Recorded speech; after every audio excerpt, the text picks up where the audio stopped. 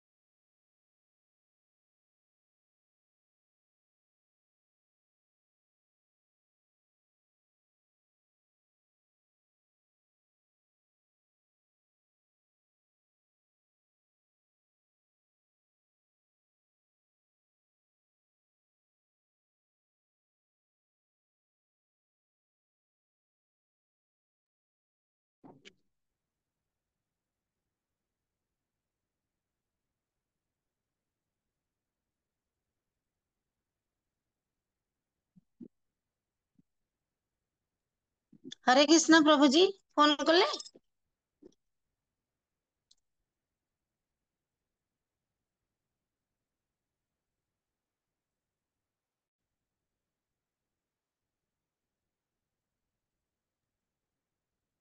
ହଁ ମାତାଜୀ,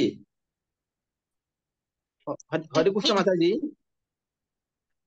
ହଁ ମୁଁ ତାଙ୍କୁ ଫୋନ କଲି। ଆଜ୍ଞା କୁହନ୍ତୁ। ସିଏ କହିଲେ ଯେ ସିଏ ଜାଣିନାହାନ୍ତି, ସିଏ କହିଲେ ମତେ 10 ମିନିଟ ସମୟ ଦିଅ, ମୁଁ ରେଡି ହେବି। ମତେ ତାଙ୍କୁ ପ୍ରଶ୍ନ ହେବା ପୂର୍ବରୁ ତାଙ୍କୁ ଖବର ଦେଇନାହାନ୍ତି।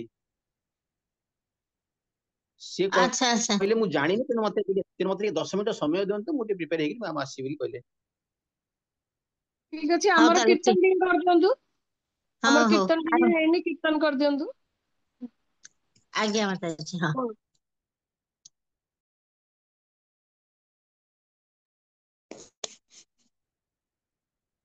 आरती माताजी, हरे कृष्ण माताजी, आरती नंदी माताजी, सादर प्रणाम। निताई प्रिय सुधा माताजी, आपको सादर प्रणाम। आमर अनुकंपिता माताजी, सादर प्रणाम समस्त को। माताजी आरंभ करंतु। निताई प्रिय वसुधा माताजी, हरे कृष्ण माताजी।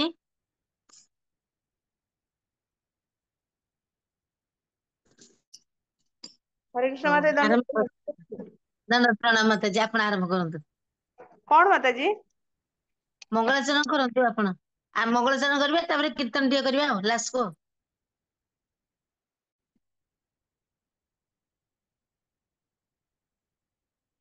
कौन कहउचंदी? ए जो प्रभुजी आसीनान तो 10 मिनिट ले अछि, तेणुकरी मंगलाचरण करिकिरी कीर्तन करी बोली वेदवती माताजी कहले, तो आमे आरंभ करबा। आपण तो बढ़िया थोड़े बोलुथिले, मु सेति कहले आपण पढନ୍ତୁ बोलନ୍ତୁ। माता जी मोर जो स्वर था। स्वर दरकार माताजी, भाव दरकार।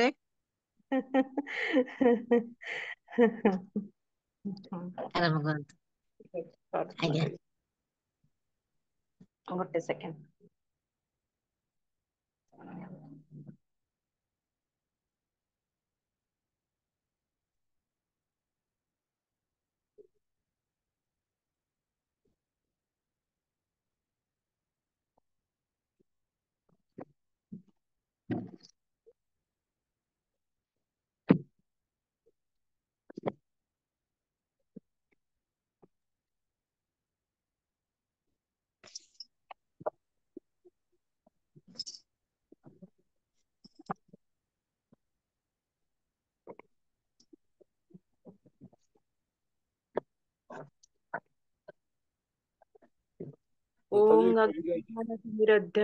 ज्ञानार्जुनशलाकाय चक्षुर्मिलितं येन तस्मै श्रीगुरवे नमः।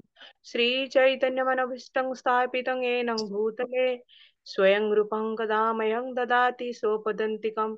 वन्देऽहं श्रीगुरुं श्रीयुतपदकमलं श्रीरूपं साग्रजातं सहगण रघुनाथान्वितं सजीवं साद्वैतं सावधूतं परिजनसहितं कृष्ण चैतन्य देवं श्रीराधाकृष्णपादनं सहगण ललिता श्रीविशाखा नित्यांश। हे कृष्ण करुणा सिंधु दीनबंधु जगत्पते गोपेश गोपिकाकांत श्रीराधाकांत नमस्ते। तप्त कांचन गौरांगी श्रीराधे वृंदावनेश्वरी वृषभानुसुते देवी प्रणमामि हरिप्रिये। जय श्री कृष्ण। श्री वाञ्छा कल्पतरुभ्यश्च कृपा सिन्धुभ्येव च पतितानं पावनेभ्यो वैष्णवेभ्यो नमो नमः। जय श्री कृष्ण चैतन्य प्रभु नित्यानंद श्री अद्वैत गदाधर श्रीवासादि गौर भक्त वृंद। हरे कृष्ण कृष्ण कृष्ण हरे हरे हरे राम राम राम हरे हरे। हरे कृष्ण कृष्ण कृष्ण हरे हरे हरे राम राम राम हरे हरे हरे हरे हरे राम राम राम हरे हरे। हरे कृष्ण महामंत्र की जय। जय श्री प्रभुपाद की जय। जय श्री गुरुदेव की जय। निताई गौर प्रेमानंदे। हरि हरि बोल। हरे कृष्ण माता जी आपण जय राधा, जय राधा माधव बोलନ୍ତୁ। जय राधा माधव। जय जय राधा माधव। बोलନ୍ତୁ बोलନ୍ତୁ। आपण आपण गांतु माता जी गांतु सांगरे गांतु। जय राधा माधव राधा जय कुंज बिहारी जय जय गोपी जन वल्लभ जय गिरिवरधारी जय राधा माधव जय कुंज बिहारी जय गोपी जन वल्लभ जय गिरिवरधारी जसोदानंदन व्रज जन रंजन जसोदानंदन व्रज जन रंजन जमुना तीर वनचारी जमुना तीर वनचारी जसोदानंदन व्रज जन रंजन जसोदानंदन व्रज जन रंजन जसोदानंदन व्रज जन रंजन जमुना तीर वनचारी जय राधा माधव जय कुंज बिहारी हरे कृष्ण कृष्ण कृष्ण हरे हरे हरे राम राम राम हरे हरे हरे कृष्ण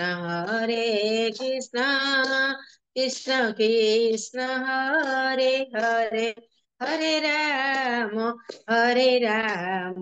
राम राम हरे हरे हरे कृष्ण कृष्ण कृष्ण हरे हरे हरे राम राम राम हरे हरे हरे कृष्ण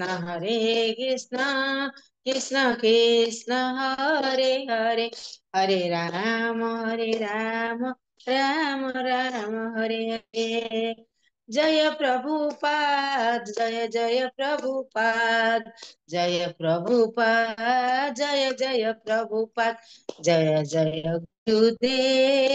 गुरुदेव जय गुरुदेव निताय गौर प्रेमानंदे हरि बोल निताय गौर प्रेमानंदे हरि बोल बोल बोल हरि हरि बोल।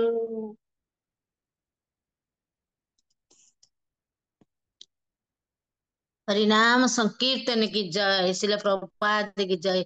प्रेम से बोलो चैतन्य नित्याई, हरि हरि बोल।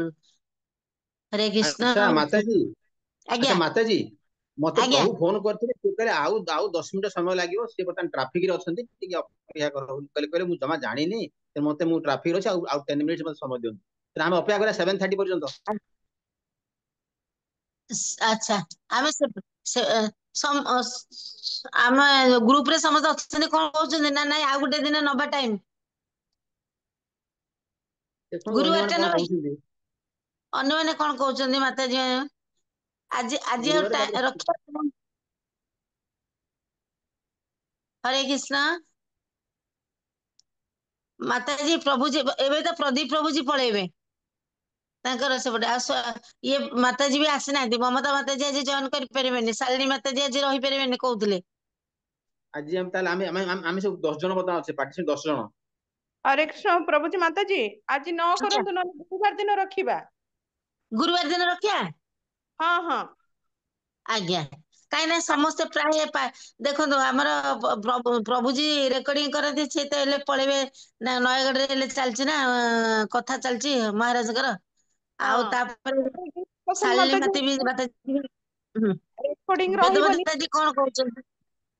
आज्ञा वेदवती माताजी कौन करबा। हरे कृष्ण आज्ञा माताजी। हरे कृष्ण माताजी आमे भी बंद आज्ञा रहिले भल हुंता समस्त रहिले भल हुंता। को दिन गुरुवार ଆପଣ दिन। ଯେବେ ଗୁରୁବାର ନା କେବେ କହୁଛନ୍ତି ନା ହଁ ମାତାଜୀ ସେ ପ୍ରଦୀପକୁ ଟିକେ ରେକର୍ଡିଂ କରିଥିଲେ ଭଲ ହେଇଥାନ୍ତା। ହରି ପ୍ରଭୁଙ୍କୁ ଟିକେ କହିବାକୁ ପଡିବ। आज्ञा कौन प्रभुजी कहउछंती। ହରି ପ୍ରଭୁଙ୍କୁ ଟିକେ କହିବାକୁ ପଡିବ ଡେଟ୍ ଚେଞ୍ଜ କଲେ ବୋଲି। आज्ञा प्रभुजी कहना तांको कहि हमर भागवत प्रभुजी जणै देबे कहना प्रभुजी देखंतु एबे तो केही नाहांती आउ तापर आमे एतिकी मात्र अच्छे द्वितीय कथा एले हमर प्रदीप प्रभुजी पळेबे आउ ममता माताजी नाहांती तापर शालिनी माताजी सिए भी नाहांती आउ आमे 7:30 ହେଇଗଲେ ଆମକୁ सियाडी की ଟିକେ टाइम କରିକି प्रसाद लगेला बेलକୁ डेरी ହେଇଯିବ प्रसाद लगेई पाइला बेलକୁ पुଣି सियाडी की ତାପରେ ମାତାଜୀ ଜନ୍ମାଷ୍ଟମୀର କଲେକ୍ସନ ରହୁଛି ନା ସମସ୍ତେ ଫେରେ ଫେରେ ଆସିଲା ବେଳକୁ ଅସୁବିଧା ହଉଛି। ଆଜ୍ଞା ବେଦବତୀ ମାତାଜୀ ଗୁରୁବାରକୁ ରଖିବା ହରେ କୃଷ୍ଣ ମାତାଜୀ ଗୁରୁବାର ବେଦବତୀ ମାତାଜୀ ଆଚ୍ଛା ଶୁକ୍ରବାର ଆମର ଜନ୍ମାଷ୍ଟମୀ ଅଛି ତେଣୁ ଗୁରୁବାର ସବୁ ପ୍ରିପାରେସନ କରିକି କଣ କରିବେ କଣ କରିବେ ଗୁରୁବାରେ ନ ରଖିକି ନେକ୍ସଟ ହପ୍ତା ରଖିଲେ ଚଳିବ ଏଇନା ବହୁତ ବିଜି ସବୁ। ହଁ ଏବେ ତ ହଁ ସେଇଆ ସମସ୍ତେ କରିବା ହଁ ସେଇଆ କରିବା ନେକ୍ସଟ ମଙ୍ଗଳବାରକୁ ହଁ ହଁ ହୁଁ କାହିଁକି ନା ଆମର ଏବେ ପ୍ରଭୁଙ୍କର ତ ଆମେ ଆ ଭିତରେ ପ୍ରିପେୟାର ହେଇଥିବା ଆମେ ସମସ୍ତେ ଟିକେ ସେ ଯେମିତି ଆମର ସିଲାବସରେ ଅଛି ଆମେ ସମସ୍ତେ ଦେଖି ଦେଇଥିବା ହୁଁ ତାପରେ ଆମେ ଆସନ୍ତା ମଙ୍ଗଳବାରକୁ ରଖିବା ଠିକ କଥା। ହଁ ହଁ ହରେ କୃଷ୍ଣ ଆସନ୍ତା ପ୍ରଭୁ ମଙ୍ଗଳବାର ଜନ୍ମାଷ୍ଟମୀ ଯାଇଥିବ ହେରି ହଁ ଭଲ ହବ ଜନ୍ମାଷ୍ଟମୀ ଯୋଗୁ ବିଜି ବହୁତ ହୁଏ ନା ଭାଗ ଦୌଡ ପୁରା କରିବାକୁ ପଡୁଛି। ସବୁଆଡେ ମାତାଜୀ ସମସ୍ତଙ୍କର ବି ଟାଇମ ପୁରା ଏକଦମ ଏବେ ଦେଖନ୍ତୁ ମନ୍ଦିରରେ ବି ବହୁତ ଚାଲିଛି ନା ସେବା ତେଣୁକରି ରହିବାକୁ ପଡିବ ଆମକୁ ହୁଁ ସେଇଆ କରିବା ଆସନ୍ତା ମଙ୍ଗଳବାରକୁ ରଖିବା ପ୍ରଭୁଜୀ। ହଁ ହଁ ଆଚ୍ଛା ଆଚ୍ଛା ମାତାଜୀ ଆମେ ଟିକେ ୱେଟ୍ କରି ଆମେ ଟିକେ 10 ମିନିଟ ଅପେକ୍ଷା କରିବା ସେ ଆସନ୍ତୁ ତାଙ୍କ ସାଙ୍ଗେ ଆପଏଣ୍ଟମେଣ୍ଟ ଫିକ୍ସ କରିଦବା କେବେ ତାଙ୍କର ସୁବିଧା ହବ ସେ ତାଙ୍କର ଆମେ ସିନା କହିବା ଆଜ୍ଞା ସେ ତାଙ୍କର ପୁଣି କେବେ ତାଙ୍କର ଡେଟ୍ ଟା ସେ ଫ୍ରି ହେବେ ତାଙ୍କ ସହିତ ଆମେ ଡିସକସନ କରିଦବା 5 ମିନିଟ ଅପେକ୍ଷା କରିଯିବା ଅପେକ୍ଷା କଲେ ଭଲ ହେଇଥାନ୍ତା 7:20 ହେଇଛି 7:30 ହଉ ଆମେ 7:30 ସାତଟା ଯାଏଁ ସାତଟା ଅପେକ୍ଷା 30 କରିଯିବା ଅପେକ୍ଷା କରିବା ନାଇଁ ହଁ ଆଜ୍ଞା ଆଚ୍ଛା ଇନ୍ ଦି ମିନ୍ ଟାଇମ୍ ଅପେକ୍ଷା ଆପଣ କରିବା ସେ ପ୍ରଭୁ କୋଶ୍ଚିନ୍ ଆସିଲେ ତାଙ୍କୁ ଆଚ୍ଛା ଇନ୍ ଦି ମିନ୍ ଟାଇମ୍ ଆପଣ ମାନେ ସେ କୋଶ୍ଚିନ୍ ଟିକେ ଡିସକସନ କରନ୍ତୁ ଆମେ ଆମ ଭିତରେ ଡିସକସନ କରିବା ଯଦି ମାନେ ଏତିକି ଆମେ ଅଛେ ଯଦି ଆଜ୍ଞା ସେ ପ୍ରଦୀପ ଯଦି କିଛି ରେକର୍ଡ ଦିଟା ଖାଇବେ କରୁଛନ୍ତି ନା କଦଳୀ ଆଜି କହିଥିଲି ତ ଟିକେ ଆଣିବାକୁ ଆଣିନାହାନ୍ତି ମନ୍ଦିରରେ ଗୋଟେ କାନ୍ଧି ଅଛି ଚୈତନ୍ୟକୁ କହିକି ମୁଁ ଆଣିଥିଲେ ହେଇଥାନ୍ତା କିଲୋଟେ ପଇସା ଦେଇ ଦେଇଥାନ୍ତେ ବଢିଆ କଦଳୀ ମାତାଜୀ କହିଲେନି ତାଙ୍କର କଦଳୀ ଆଣିବେ ବୋଲି ଇଏ ଟିକେ ମନ୍ଦିରରୁ ଆଜ୍ଞା ହଉ ମନ୍ଦିରରେ ଭଲ ଭଲ କଦଳୀ ଥିଲା ତ ସେ ଗୋଟେ କାନ୍ଦି ଆଜ୍ଞା ଆସିଥିଲା ସେଇଆ କହୁଥିଲେ ଆଚ୍ଛା ଆଣିଥିଲେ ଆଚ୍ଛା ହେଇଥାନ୍ତା ଆଜ୍ଞା ହଉ ଆମର ପ୍ରଭୁଜୀ କହୁଛନ୍ତି ଡିସ୍କସନ ଟିକେ କରିଦେବା ସମସ୍ତେ ୟୁନିଟ 2 ର ଯୋଉ ଏକ୍ସାମ ଟା ହବ ନା କ୍ଲୋଜ ବୁକ୍ ଟେଷ୍ଟ ହବନି କି ତା ସେଥିପାଇଁ ସମସ୍ତେ ଖାତା କାଢିବା 38 ପେଜ ଯେତିକି ଜଣ ଆମେ ଅଛେ ପ୍ରଭୁଜୀ କହୁଛନ୍ତି ଯେ ଭାଗବତ ପ୍ରଭୁଜୀ କହୁଛନ୍ତି ଯେ ଆମର ପ୍ରଭୁଜୀ ସତ୍ୟବତୀ ପ୍ରଭୁଜୀ ଆସିଲେ ତାଙ୍କଠୁ ଆମେ ଟାଇମ ନେଇଯିବା ମଙ୍ଗଳବାର ଦିନ ପାଇଁ କି ଆଜି ଆଉ କ୍ଲାସ ନ କରିକି ତାଙ୍କୁ ସେୟା କହିବା ଆଉ। ହରେ କୃଷ୍ଣ ପ୍ରଭୁଜୀ, ଭାଗବତ ପ୍ରଭୁଜୀ, ଆପଣ ହଁ ଭଗବତ ଗୀତା ହଁ ଅଧ୍ୟାୟ ଯୋଉ 7 ଅଧ୍ୟାୟର ଆପଣ 5 ନମ୍ବର ଇଏଟା ଟିକେ କହିଲେ। କେଉଁ 4 ଧରଣର ବ୍ୟକ୍ତି କୃଷ୍ଣଙ୍କ ପାଖରେ ଆତ୍ମସମର୍ପଣ କରନ୍ତି ଏବଂ କରନ୍ତି ନାହିଁ? 1ରୁ 16 ସେ ଅଛି ପୁରା। 1ରୁ 16 ମାନେ କେଉଁ 4 ଧରଣର ବ୍ୟକ୍ତି କୃଷ୍ଣଙ୍କ ପାଖରେ ଆତ୍ମସମର୍ପଣ କରନ୍ତି ଆଉ କରନ୍ତି ନାହିଁ, ମାନେ 4 ଜଣ ସମର୍ପଣ ଆଜ୍ଞା, କରନ୍ତି ଆଉ 4 ଜଣ ସମର୍ପଣ କରନ୍ତି ନାହିଁ, ହଁ, ନୁହଁ କି? ତାର ଆନ୍ସର ଟା କଣ ହବ? ତାର ଆଜ୍ଞା, ଆନ୍ସରଟା 5 ପେଜ ନମ୍ବର। ତାର 417 ପେଜ ଦେଖନ୍ତୁ। ନା ନାଇଁ, ହଁ ନାଇଁ ନାଇଁ, ସରି। ନାଇଁ ନାଇଁ, ହଁ ସେଟା ତ ଉପରେ ପୁରା 1ରୁ 16 ପର୍ଯ୍ୟନ୍ତ ସବୁ ଯାକ ମିଶିକି ଅଛି। 1ରୁ ପୁରା 16 ପୁରା ପର୍ଯ୍ୟନ୍ତ। 1ରୁ 16 ହଁ, ସେଇଥିରୁ ଏତେଟା। ହଁ, ଆପଣଙ୍କର ଦେଖନ୍ତୁ ଯୋଉ ସେଇଥିରୁ। 4 ପ୍ରକାର ଯୋଉମାନେ ଆତ୍ମସମର୍ପଣ କରନ୍ତି ସେମାନଙ୍କ ଭିତରେ ଆର୍ତ, ଆଜ୍ଞା, ଜିଜ୍ଞାସୁ, ଅର୍ଥାର୍ଥୀ, ଜ୍ଞାନୀ ଏମାନେ ଆତ୍ମସମର୍ପଣ କରନ୍ତି। ଆଉ ଯୋଉମାନେ କରନ୍ତି ନାହିଁ ସେମାନେ ମୂଢ, ନରାଧମ, ମାୟା ଅପହୃତ ଜ୍ଞାନ ଆଉ ଅସୁର ସ୍ୱଭାବ ସମ୍ପନ୍ନ ବ୍ୟକ୍ତି। ବୁଝିଲେ କି? ଆଜ୍ଞା, କେଉଁ 4 ଜଣ ବ୍ୟକ୍ତି କୃଷ୍ଣଙ୍କ ପାଖେ ଆତ୍ମସମର୍ପଣ କରନ୍ତି, କଣ କହିଲେ ଆପଣ? ଯୋଉ ସେଇଟା ସେମାନେ ତ ହେଲେ ଭକ୍ତ ସେମାନେ ହେଲେ ଆର୍ତ, ଜିଜ୍ଞାସୁ, ଅର୍ଥାର୍ଥୀ, ଜ୍ଞାନୀ, ଏ 4 ଜଣ। ଅଟନ୍ତି ଜ୍ଞାନୀ। ହଁ, ସେଇଟା ହଁ ସେଇଟା ପ୍ରଭୁ ସେଇଟା ବି ତାର ଆନ୍ସର ଟା ବି ସେମ ହବ। ଭକ୍ତର କୋଉ ପ୍ରକାର ଭକ୍ତ ବୋଲି କୁହାଯାଏ ସେଇଟା ବି। ହଁ ହଁ, ସେଟା ସେମ୍ ହବ। ସେ ଯୋଉଟା ଆଜ୍ଞା, ଯୋଉ ସୁକୃତି ଓ ଦୁଷ୍କୃତି ଅର୍ଥ କଣ ସେ ସେମ୍ ହବ। ଟିକେ ଟିକେ କିନ୍ତୁ ଏଇଟା ଆପଣ ଏଇଟା ଲେଖିବେ ଆର୍ତ, ହଁ, ଜିଜ୍ଞାସୁ, ଅର୍ଥାର୍ଥୀ, ଜ୍ଞାନୀ, ଏଇଟା ହଉଛି ଆତ୍ମସମର୍ପଣ କରନ୍ତି। ଆଉ ଯୋଉମାନେ କରନ୍ତି ନାହିଁ ସେମାନେ ହେଲେ ମୂଢ, ନରାଧମ, ମାୟା ଅପହୃତ ଜ୍ଞାନ ଆଉ ଅସୁର ସ୍ୱଭାବ ସମ୍ପନ୍ନ ବ୍ୟକ୍ତି। ମୂଢ, ନରାଧମ, ମାୟା ମାୟା ଅପହୃତ ଜ୍ଞାନ। ହଁ, ସେଇଟା ପଢି ଦେଇକି ଦେଖିଆ। ଆଚ୍ଛା, ଆଉ 4 ଏମାନେ ହଉଛି ଅସୁର ସ୍ୱଭାବ ସମ୍ପନ୍ନ ବ୍ୟକ୍ତି। 4 ହଉଛି ଅସୁର ଅସୁର ସ୍ୱଭାବ ସମ୍ପନ୍ନ ବ୍ୟକ୍ତି। ଆସୁରିକ, ଯୋଉଗୁଡିକ ଆସୁରିକ ପ୍ରକୃତି ଯୋଉ। ହଁ, ଆସୁରୀ ପ୍ରକୃତି ଆସେ ସବୁ। ଆଜ୍ଞା, ତେଣୁ ତାପରେ ଆପଣ ବର୍ଣ୍ଣନା କରିବେ ଆର୍ତ ମାନେ ହଁ, ଦୁଃଖ ଭୋଗ କରୁଥିବା ବ୍ୟକ୍ତି, ଜିଜ୍ଞାସୁ ଯୋଉମାନେ ଭଗବାନଙ୍କ ସମ୍ବନ୍ଧରେ ଜାଣିବାକୁ ଇଚ୍ଛା କରନ୍ତି, ଅର୍ଥାର୍ଥୀ ଯୋଉମାନେ କିଛି ଅର୍ଥ ଆବଶ୍ୟକ କରନ୍ତି, ଜ୍ଞାନୀ ଯୋଉମାନେ ଭଗବାନଙ୍କ ସମ୍ବନ୍ଧରେ ଜ୍ଞାନ ଅର୍ଜନ କରିବାକୁ ଇଚ୍ଛା କରନ୍ତି। ଏମାନଙ୍କର ହରେ କିଛି କୃଷ୍ଣ କାମନା ପ୍ରଭୁ। ରହିଛି। ଆଜ୍ଞା, ଆର୍ତ ଯୋଉଟା ଅତି ହଁ ବ୍ୟାକୁଳର ସହିତ ଯୋଉମାନେ ବି ଡାକନ୍ତି, ଯେମିତି କି ଦ୍ରୌପଦୀ, ସେଇଟା ହବ। ପ୍ରଭୁଜୀ ହଁ ହଁ, ସେଇଟା ହବ, ଆମେ ଦ୍ରୌପଦୀ ହବ। ପ୍ରଭୁଜୀ ଆପଣ ଏଇଟା ଯୋଉ କହିଲେ ଆମେ କଣ କରୁଛୁ ଯେ ଯାହା କୋଶ୍ଚିନ୍ ଦେଇଛି ସେଠି ଆଉ ବ୍ୟାଖ୍ୟା କିଛି କରୁନୁ, ମାନେ ଆମେ ଏଇଟା 4ଟା ସେଇଟା 4ଟା ଲେଖିକି ପଏଣ୍ଟ ଲେଖି ଦଉଛୁ। ଏଇଟା ନାଇଁ ନାଇଁ, ସଂକ୍ଷିପ୍ତ ସେଟା ଆନ୍ସର ଲେଖିବେ ବୋଲି। ଆପଣ, ସେଟା କେତେବେଳେ ଲେଖିବେ ଯେତେବେଳେ ଆପଣଙ୍କର 2 ମାର୍କ କୋଶ୍ଚିନ୍ ଥିବ ସେଇଆ ଲେଖିବେ। ଯଦି ଆପଣ ଲଙ୍ଗ କୋଶ୍ଚିନ୍ ପଡିଲା ତାହେଲେ ଆପଣଙ୍କୁ ବର୍ଣ୍ଣନା କରିବାକୁ ପଡିବ। ଆର୍ତ ହଁ, କଣ, ଲଙ୍ଗ ଜିଜ୍ଞାସୁ। କୋଶ୍ଚିନ୍ ପଢିଲେ ବର୍ଣ୍ଣନା କରିବାକୁ ପଡିବ। ଏମିତି ତ ଫାଷ୍ଟ ପରୀକ୍ଷାଟାରେ ଯେମିତି ଥିଲା ସଂକ୍ଷିପ୍ତ କୋଶ୍ଚିନ୍ ସେମିତି ପଡିଥିଲା, ଲଙ୍ଗ ହଁ କୋଶ୍ଚିନ୍ ଲଙ୍ଗ ହଁ, କୋଶ୍ଚିନ୍ ଯଦି ପଡିଥିଲା। ଯଦି 2 ମାର୍କିଆ କୋଶ୍ଚିନ୍ ଆପଣ ଖାଲି ପଏଣ୍ଟ ଲେଖିଦେବେ। ଆର୍ତ, ଜିଜ୍ଞାସୁ, ଅର୍ଥାର୍ଥୀ, ଜ୍ଞାନୀ ଏମାନେ ହଉଛନ୍ତି ଆତ୍ମସ୍ମରଣ କରନ୍ତି। ଆଉ ଯୋଉମାନେ କରନ୍ତି ନାହିଁ ଖାଲି ପଏଣ୍ଟ ଲେଖିବେ ମୂଢ, ନରାଧମ, ମାୟା ଅପହୃତ ଜ୍ଞାନ ଆଉ ଅସୁର ସ୍ୱଭାବ ସମ୍ପନ୍ନ ବ୍ୟକ୍ତି। ଖାଲି ଏତିକି ପଏଣ୍ଟ ଲେଖିବେ, ସେତିକି। ଆଜ୍ଞା, ହରେ କୃଷ୍ଣ ମାତାଜୀ, ବେଦବତୀ ମାତାଜୀ, ଏଇ 4 ଜଣଙ୍କର ଯଦି କୋଉ ଜାଗାରେ ବି ଭକ୍ତର କୋଉ ହଁ ପ୍ରକାର ହଁ କେତେ ପ୍ରକାର ଭକ୍ତ। ଆଜ୍ଞା ଆଜ୍ଞା ମାତାଜୀ, ସେଇଟା ହିଁ ଆଜ୍ଞା, ଆସିବ ଭକ୍ତ ହେଲେ। हरे हरे ହଁ, ସେଇଟା हरे ହିଁ कृष्ण ଆସିବ ସେଇଟା। माता जी हरे कृष्ण प्रभु जी हरे कृष्ण दंडवत हरे प्रणाम। कृष्णा प्रभुजी प्रणाम। हरे कृष्ण प्रभुजी स्वागतम ଦଣ୍ଡବତ ଆମ ଦଣ୍ଡବତ ପ୍ରଣାମ କ୍ଲାସ ପ୍ରଣାମ। ରେ। हरे कृष्णा। ମୁଁ ବିଲକୁଲ ଜାଣିନି ଆପଣ କ୍ଲାସ ଆଜି ରଖିଛନ୍ତି, ମତେ କ୍ଷମା କାଲି କରିବେ। ହରେ କୃଷ୍ଣ ପ୍ରଭୁଜୀ ଦଣ୍ଡ ପ୍ରଣାମ। ଆମେ ଆମ ଭିତରେ ଡିସ୍କସନ କରୁଥିଲୁ। ପ୍ରଭୁଜି ଦଣ୍ଡ ପ୍ରଣାମ। ଆପଣ ସମସ୍ତଙ୍କର ଭଗବତ ପ୍ରାପ୍ତି ତାମାନେ ନିଶ୍ଚୟ, ଆଉ ଏତେ ଆପଣ ମାନେ ଭକ୍ତି ଶାସ୍ତ୍ରୀ ଏତେ ଇଣ୍ଟରେଷ୍ଟ ଦେଇକିରି କରୁଛନ୍ତି।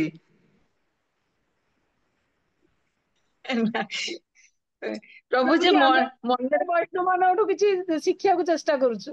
ମାନେ ମୁଁ ତ ଆପଣଙ୍କ ଭଳିଆ ଇଣ୍ଟରେଷ୍ଟ ମାନେ ମୁଁ ପଢୁଥିଲା ଟାଇମରେ ଆମ ବେଜରେ ବି ଗତ ବର୍ଷ ଆମେ ଦେଖେ ଏତେ ନଥିଲା ଆପଣ ମାନଙ୍କର ଯେମିତି ଅଛି।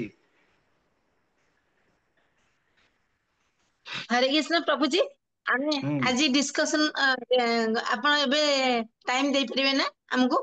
ଆଜ୍ଞା ଆଜ୍ଞା ମାତାଜୀ ବୈଷ୍ଣବ ମାନେ ଆପଣଙ୍କର ଆଜ୍ଞା ଯୋଉଟା ସେଇଟା କରିବା କଣ ମୁଁ ଖାଲି ଆଗରୁ ଟିକେ ଜାଣିଥିଲେ କଣ ହେଇଥାନ୍ତା କି ମୁଁ ଟିକେ ଏତେ ଅପେକ୍ଷା କରିବାକୁ ପଡିନଥାନ୍ତା। ଆଜି କଣ ମାନେ ଆମେ କ୍ୱେଶ୍ଚିନ୍ ଆନ୍ସର ଡିସ୍କସ କରିବା କି? ଆଜ୍ଞା ଆମର ଯୋଉ ସିଲେବସ ଅନୁସାରେ ଆମର ଯୋଉ ଦିଆ ଆମର କ୍ଲୋଜ ଟେଷ୍ଟ ପୁଣି ହବ ନା 7 ରୁ 12 ଯୋଉଟା ଆମେ ଓହୋ ଟିକେ ଡିସ୍କସନ କରିବା ଆମର ପ୍ରଥମ ଯୋଉ ସପ୍ତାହଟା ସେଇଟା କୋଉ କୋଉ ଯୋଉ କୋଉ କୋଉ ପାଖେ ଅଧ୍ୟାୟରୁ ଥିବ କୋଉ ଯଦି ଆମ ବହି ଆମେ ଯୋଉଟା ପଢିଲେ 7 ରୁ 12 ସେଇଟା କରିବା ତ କି କଣ? ଆଜ୍ଞା ଆଜ୍ଞା ପ୍ରଭୁଜୀ। ଆଜ୍ଞା ଆଜ୍ଞା ସେଇଟା କରିବା ଆପଣ ଯୋଉଟା ଆମକୁ ପଢେଇଲେ ସେଇଟା 7 ରୁ 12 ସେ ଯୋଉ ଏଇଟା ଲେଖା ହେଇଛି ଆ, ହଁ ଫାଷ୍ଟ ପ୍ରଭୁଜୀ ସୂକ୍ଷ୍ମ ଆଉ ସ୍ଥୂଳ ଭେଦରେ କୃଷ୍ଣଙ୍କର 8ଟି ଜଡ ଶକ୍ତିର ବର୍ଣ୍ଣନା କରନ୍ତୁ। ପେଜ 393 ରେ ଏଇଟା ଅଛି ମତେ 7.4 ମତେ ଟିକେ ଅଧ୍ୟାୟ କହନ୍ତୁ ତ ମୁଁ ସେଠି ମୁଁ ଜାଣିପାରିବି ଟିକେ ମତେ ଅଧ୍ୟାୟ କେତେ? 7 ଅଧ୍ୟାୟ 7 ଏଇଟା ପ୍ରତି ଜ୍ଞାନ 7 ଅଧ୍ୟାୟ ଜ୍ଞାନ ବିଜ୍ଞାନ ଯୋଗ। ସାତ ହଁ ଅଧ୍ୟାୟର କୋଉଟା କହିଲେ? 7.4 କାଢନ୍ତୁ ପ୍ରଭୁଜୀ 7.4 ହରେ ଅଛି। କୃଷ୍ଣ ପ୍ରଦୀପ ପ୍ରଭୁଜୀ ଆମର ରେକର୍ଡିଂ ହଉଛି ନା କ୍ଲାସ ଟା? ଏବେ ତ ପ୍ରଭୁଜୀ ଗଲେଣି ହେରି ବୋଧେ ପ୍ରଦୀପ ପ୍ରଭୁଜୀ ହଁ ଅଛନ୍ତି ମାନେ ଅଛି ରେକର୍ଡିଂ ହଉଛି। ନାଇଁ ରେକର୍ଡିଂ ଚାଲିଛି ମାତାଜୀ। ହଁ ହରି ଆଜ୍ଞା ବୋଲ ପ୍ରଭୁଜୀ ଆଜ୍ଞା ହରେ କୃଷ୍ଣ। ହଉଛି ମାତାଜୀ ମହାରାଜଙ୍କ କ୍ଲାସ ରେ ଅଛି। ଆଜ୍ଞା ଆଜ୍ଞା ଆପଣ ଦିଟା ପାଉଛନ୍ତି ସେବା ସେପଟୁ ଏପଟ ଗୋଟେ ସେଟେ ଭଗବାନଙ୍କର କୃପା ବହୁତ ପ୍ରଭୁଜୀଙ୍କ ଉପରେ। ହରେ ଆଜ୍ଞା କୃଷ୍ଣ ପ୍ରଭୁ ଆଜ୍ଞା ଏଇଟା ଯୋଉ ଆପଣ ଯୋଉ ପଚାରିଲେ କେଉଁ 4 ଧରଣର ବ୍ୟକ୍ତି କୃଷ୍ଣଙ୍କ ପାଖରେ ଆତ୍ମସମର୍ପଣ କରନ୍ତି ଓ କରନ୍ତି ନାହିଁ। ହଁ ଏଇଟା ତ ଆଜ୍ଞା ମାତାଜୀ ସେଇଟା ଏଇଟା ତ ଏଇ ଜିନିଷଟା ତ ପୁରା ସହଜ ଜିନିଷଟା ଏଇଟା ତ ପୁରା କ୍ଲିୟରଲି ଅଛି ନା ଏଇଟା ଆର୍ତି ଅର୍ଥାତ୍ ଜିଜ୍ଞାସୁ ଜ୍ଞାନୀ। ପ୍ରଭୁଜୀ ହୁଁ। ଏ- ଏଇଟା ଆମେ ଡିସ୍କସନ କରିସାରିଲୁଣି ଏଇଟା ଆମେ ଜାଣିଲୁ। ମୁଁ କହୁଛି ଫାଷ୍ଟ ଟା ଦେଖନ୍ତୁ ସୂକ୍ଷ୍ମ ଆଉ ସ୍ଥୂଳ ଭେଦରେ କୃଷ୍ଣଙ୍କର ଆଜ୍ଞା 8ଟି ଜଡ ଶକ୍ତିର ବର୍ଣ୍ଣନା କରନ୍ତୁ। ଆମର ଯୋଉ ଆଜ୍ଞା ସେଇ 8ଟି ଯୋଉ ସେଇଟା ଆଜ୍ଞା ଆମେ ପଢୁଥିଲେ ପରା ପ୍ରକୃତି ସେଇଟା କି କୃଷ୍ଣଙ୍କର ଆପଣ 8ଟି ଟିକେ ଜଡ ସେଇଟା କି କୃଷ୍ଣଙ୍କର 8ଟି ଜଡ ଶକ୍ତିରୁ ପ୍ରଥମ 5ଟା ହଉଛି ସ୍ଥୂଳ ସୃଷ୍ଟି। ଆପଣ ଲେଖନ୍ତୁ ଆଜ୍ଞା 8 ଗୋଟେ ହଉଛି ସ୍ଥୂଳ ସୃଷ୍ଟି ଆଉ ଗୋଟେ ହଉଛି ସୂକ୍ଷ୍ମ ସୃଷ୍ଟି। ସ୍ଥୂଳଟା ହେଲା କ୍ଷିପ୍ ଅପ୍ ତେଜ ମରୁତ ଓ ବ୍ଯୋମ।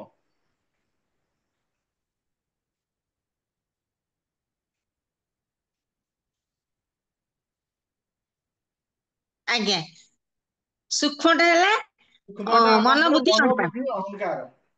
ହଁ ସୂକ୍ଷ୍ମଟା ହେଲା ମନ ବୁଦ୍ଧି ଅହଙ୍କାର। ଏଇଟା ଆମେ ଡିସ୍କସନ କରିଥିଲୁ। ଆଚ୍ଛା ପ୍ରଭୁଜୀ ତାହେଲେ ପରା ପ୍ରକୃତି ଆଉ ଅପରା ପ୍ରକୃତିର ଅର୍ଥ କଣ?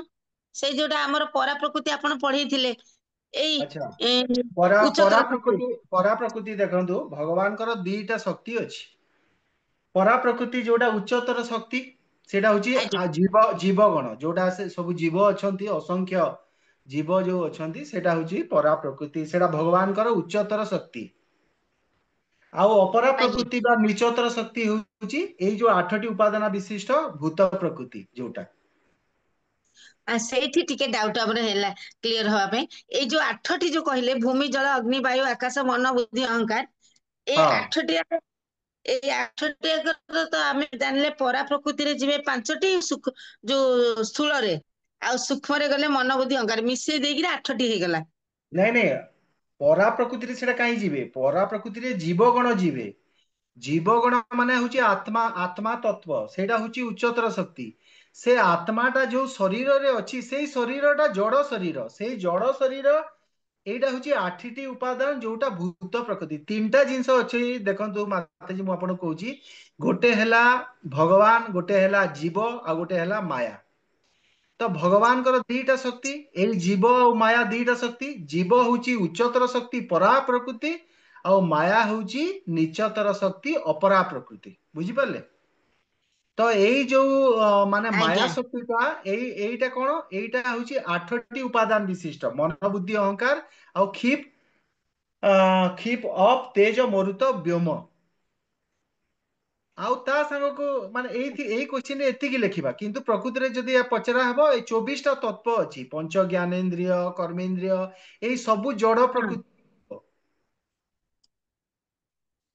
କିନ୍ତୁ ଏଥିରେ ଆମେ ପ୍ରଭୁଜୀ ପ୍ରଶ୍ନରେ ଏତେ ଏତେ ତ ଲେଖିବାନି ଆମେ ଆଉ ଜଡ ଯୋଉ 24ଟା ତତ୍ତ୍ୱ ବିଷୟରେ ତ କିଛି ଏଗୁଡା ନା ଆମର ଆପଣ ଆପଣ ଆବଶ୍ୟକତା ନାହିଁ। ସେଇଟା ଲେଖିବେନି। ଏଇଠି ପଚରା ହେଇଛି 8ଟି ଜଡ ଶକ୍ତି ବର୍ଣ୍ଣନା କରନ୍ତୁ। ଆପଣ ସେଇଟା ଲେଖିଲେ 5 + 3। ତାପରେ ଆଜ୍ଞା ପରା ଆଉ ଅପରା ଏଇ ଦିଟା ଜୀବଗଣ ଆଉ ଏଇ 8ଟି ପ୍ରକୃତି ବାଲା ଯୋଉଟା ହଉଛି ମାୟା ଶକ୍ତି। ଠିକ ଅଛି। ଆଜ୍ଞା ମାନେ ଏଇଟା ଦେଖନ୍ତୁ ଆର ସୋର୍ସ ଟା ମୁଁ ଆପଣଙ୍କୁ କହୁଛି। ମହାବିଷ୍ଣୁଙ୍କ ଠାରୁ ମହାବିଷ୍ଣୁ ଯେତେବେଳେ ଇକ୍ଷଣ କରୁଛନ୍ତି, ସେତେବେଳେ ଜୀବ ମାନେ ସୃଷ୍ଟି ହଉଛନ୍ତି କାହା ଉପରେ ଇକ୍ଷଣ କରୁଛନ୍ତି? ମାୟା ଶକ୍ତି ଉପରେ ଇକ୍ଷଣ କରୁଛନ୍ତି। ତା ଅର୍ଥ ହେଲା ଏଇ ଯୋଉ ଜୀବ ତତ୍ଵଟା ଆଉ ମାୟା ତତ୍ଵଟା ଏଇଟା ଭଗବାନଙ୍କର ଭଳି ଏଇଟା ଆଗରୁ ଅଛି। ମାନେ ଏଇ ବ୍ରହ୍ମ ଜୀବ ମାୟା ମାନେ ଭଗବାନ ଜୀବ ଆଉ ମାୟା ଏଇ ତିନିଟା ଜିନିଷ କେହି ସୃଷ୍ଟି କରୁନାହାନ୍ତି। ଏଇଟା ଆବହାନ କାଳରୁ ଅଛି। ଏଇଟା କେବେ ନଷ୍ଟ ହବ ନାହିଁ। ମାୟା ବି ନଷ୍ଟ କେବେ ହବ ନାହିଁ। ଏଇ ଯୋଉ ଆମେ କହୁଛୁ ନା ଯୋଉ ମାୟା ଶକ୍ତିଟା କୋଉଠୁ ଆସିଲା? ମହତ୍ ତତ୍ଵରୁ ଆସିଲା। ସେ ମହତ୍ ତତ୍ଵଟା ସେ ସବୁବେଳେ ରହିଛି। ସେଇଟା ଚିଦାକାଶରେ ମହତ୍ ତତ୍ଵଟା ରହିଛି। ସେହି ମହତ୍ ତତ୍ଵକୁ ଯେତେବେଳେ ଭଗବାନ ବିଷ୍ଣୁ ମାନେ ଇକ୍ଷଣ କରନ୍ତି ବା ଦୃଷ୍ଟି ଦିଅନ୍ତି, ସେ ଦୃଷ୍ଟି ଦ୍ଵାରା କଣ ହୁଏ? ସବୁ ସୃଷ୍ଟି ଆରମ୍ଭ ହବ। କିନ୍ତୁ ସେ ଯୋଉ ତାର ଯୋଉ ସୂକ୍ଷ୍ମ ରୂପଟା ହଉଛି ମହତ୍ ତତ୍ଵ। ସେଇ ମହତ୍ ତତ୍ଵ ଏଇଟା କଥା କୁହାଯାଉଛି। ବୁଝିପାରିଲେ? ତାର ମୂଳ ଟା କୋଉଠି ଆଜ୍ଞା ସେ ଆସିଛି ସେଇଟା ବୁଝନ୍ତୁ। ତ ଯୋଉ ମାୟା ଦେବୀ ଯୋଉ ଅଛନ୍ତି ଦୁର୍ଗା ଦେବୀ, ସେ ହଉଛନ୍ତି ଇନଚାର୍ଜ ହଉଛନ୍ତି ଏଇ ଜଡ ପ୍ରକୃତିର। ଏଇ ଜଡ ପ୍ରକୃତି ହଉଛି ଜଡ। ସେ ଜଡ ପ୍ରକୃତିର ଅଧିଷ୍ଠାତ୍ରୀ ଦେବୀ ହଉଛନ୍ତି ଦୁର୍ଗା ଦେବୀ। ସେ ଜଡ ନୁହନ୍ତି। ସେ ହଉଛନ୍ତି ଦୁର୍ଗା ଦେବୀ ମୂର୍ତ୍ତିମନ୍ତ ରୂପ। କିନ୍ତୁ ନିଚତର ଶକ୍ତି ଅଟନ୍ତି ଭଗବାନଙ୍କର। କୋଉଟା? ଏଇ ଯୋଉ ମାୟାଟା ଏଇ ଯୋଉ ଜଡ ଜିନିଷଟା ସେଇଟା ନିଚତର ଶକ୍ତି। ଦୁର୍ଗା ଦେବୀଙ୍କୁ ନିଚତର କୁହାଯାଉ ନାହିଁ। ସେ ବି ହଉଛନ୍ତି ଗୋଟେ ମାନେ ଜୀବ ତତ୍ଵ। ସେ ବି ମାନେ ମୂର୍ତ୍ତିମନ୍ତ ରୂପ ଅଛି। କିନ୍ତୁ ଆପଣ ବୁଝନ୍ତୁ ଏଇଠି କାହାକୁ ଜଡ କୁହାଯାଇଛି? ଏଇ ଯୋଉ ପଞ୍ଚ ମହାଭୂତ ଆଉ 3ଟି ସୂକ୍ଷ୍ମ ସୃଷ୍ଟି ମାନେ ସ୍ଥୂଳ ସୃଷ୍ଟି ପଞ୍ଚମହାଭୂତ ଆଉ ସୂକ୍ଷ୍ମ ସୃଷ୍ଟି 3ଟା ମନ ବୁଦ୍ଧି ଅହଙ୍କାର କ୍ଷିପ ତେଜ ମରୁତ ବ୍ୟମ। ଏଇଟା 8ଟି ଜଡ ଶକ୍ତି ହେଇଗଲା। ତାପରେ ପ୍ରଶ୍ନ ହେଲା କି ଭଗବାନଙ୍କର ପ୍ରକୃତି ପରା ଆଉ ଅପରା କଣ? ତ ପରାରେ ଜୀବଗଣ ଆସିବେ ଯୋଉଟା ତଟସ୍ଥ ଶକ୍ତି, ଆଉ ଅପରାରେ ଯୋଉଟା ନିଚତର ଶକ୍ତି ସେଇଟା ହଉଛି 8ଟି ଉପାଦାନ ବିଶିଷ୍ଟ ଭୂତ ପ୍ରକୃତି। ବୁଝିପାରିଲେ? ଏତିକି ଲେଖିବେ କାହିଁକି ଏଇଟା ସର୍ଟ କୋଶ୍ଚେନ୍। ବେଶୀ ଲମ୍ବା ଲେଖିବା ଦରକାର ନାହିଁ। ହରେ କୃଷ୍ଣ ପ୍ରଭୁଜୀ। ଆଉ ଏଇ ଯୋଉ ଅ ଏଇ ଭୌତିକ ଯୋଉ 3 ନମ୍ବରଟା ଭୌତିକ ଜଗତରେ କୃଷ୍ଣ କେଉଁ 6ଟି ରୂପରେ ପ୍ରତିପାଦିତ ହୁଅନ୍ତି? ଦେଖନ୍ତୁ ଭଗବାନ ତାଙ୍କର ଚିତ୍ ଓ ଅଚିତ୍ ଶକ୍ତି ସାହାଯ୍ୟରେ ସର୍ବବ୍ୟାପକ ଅଟନ୍ତି। ଭଗବାନ ଜଳରେ ସ୍ୱାଦୁ। ପ୍ରଥମଟା ଲେଖନ୍ତୁ ଜଳରେ ସ୍ୱାଦୁ।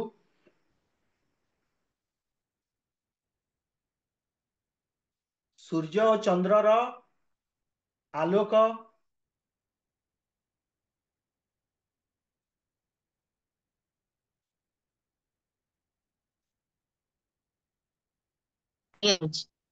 ବୈଦିକ ମନ୍ତ୍ରରେ ଓଙ୍କାର।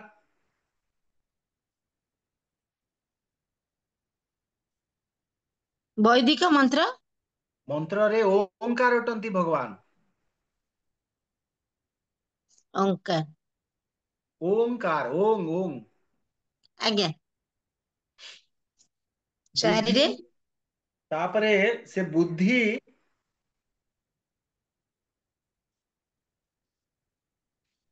ବୁଦ୍ଧିମାନର ବୁଦ୍ଧି ଅଟନ୍ତି।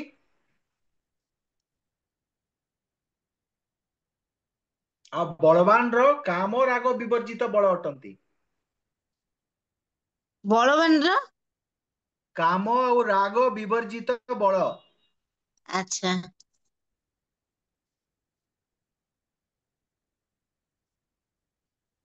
ଆଜ୍ଞା। ଆଉ ଏଇ ଧର୍ମନୀତିର ବିରୁଦ୍ଧାଚରଣ କରୁନଥିବା ଯୌନ ଜୀବନ ଅଟନ୍ତି। 6ଟା ଗଣିକି ଆପଣ ଲେଖିଦେବେ। ଧର୍ମନୀତିର ବିରୁଦ୍ଧାଚରଣ ଧର୍ମନୀତିର ବିରୁଦ୍ଧାଚରଣ କରୁନଥିବା ଯୌନ ଜୀବନ ଅଟନ୍ତି।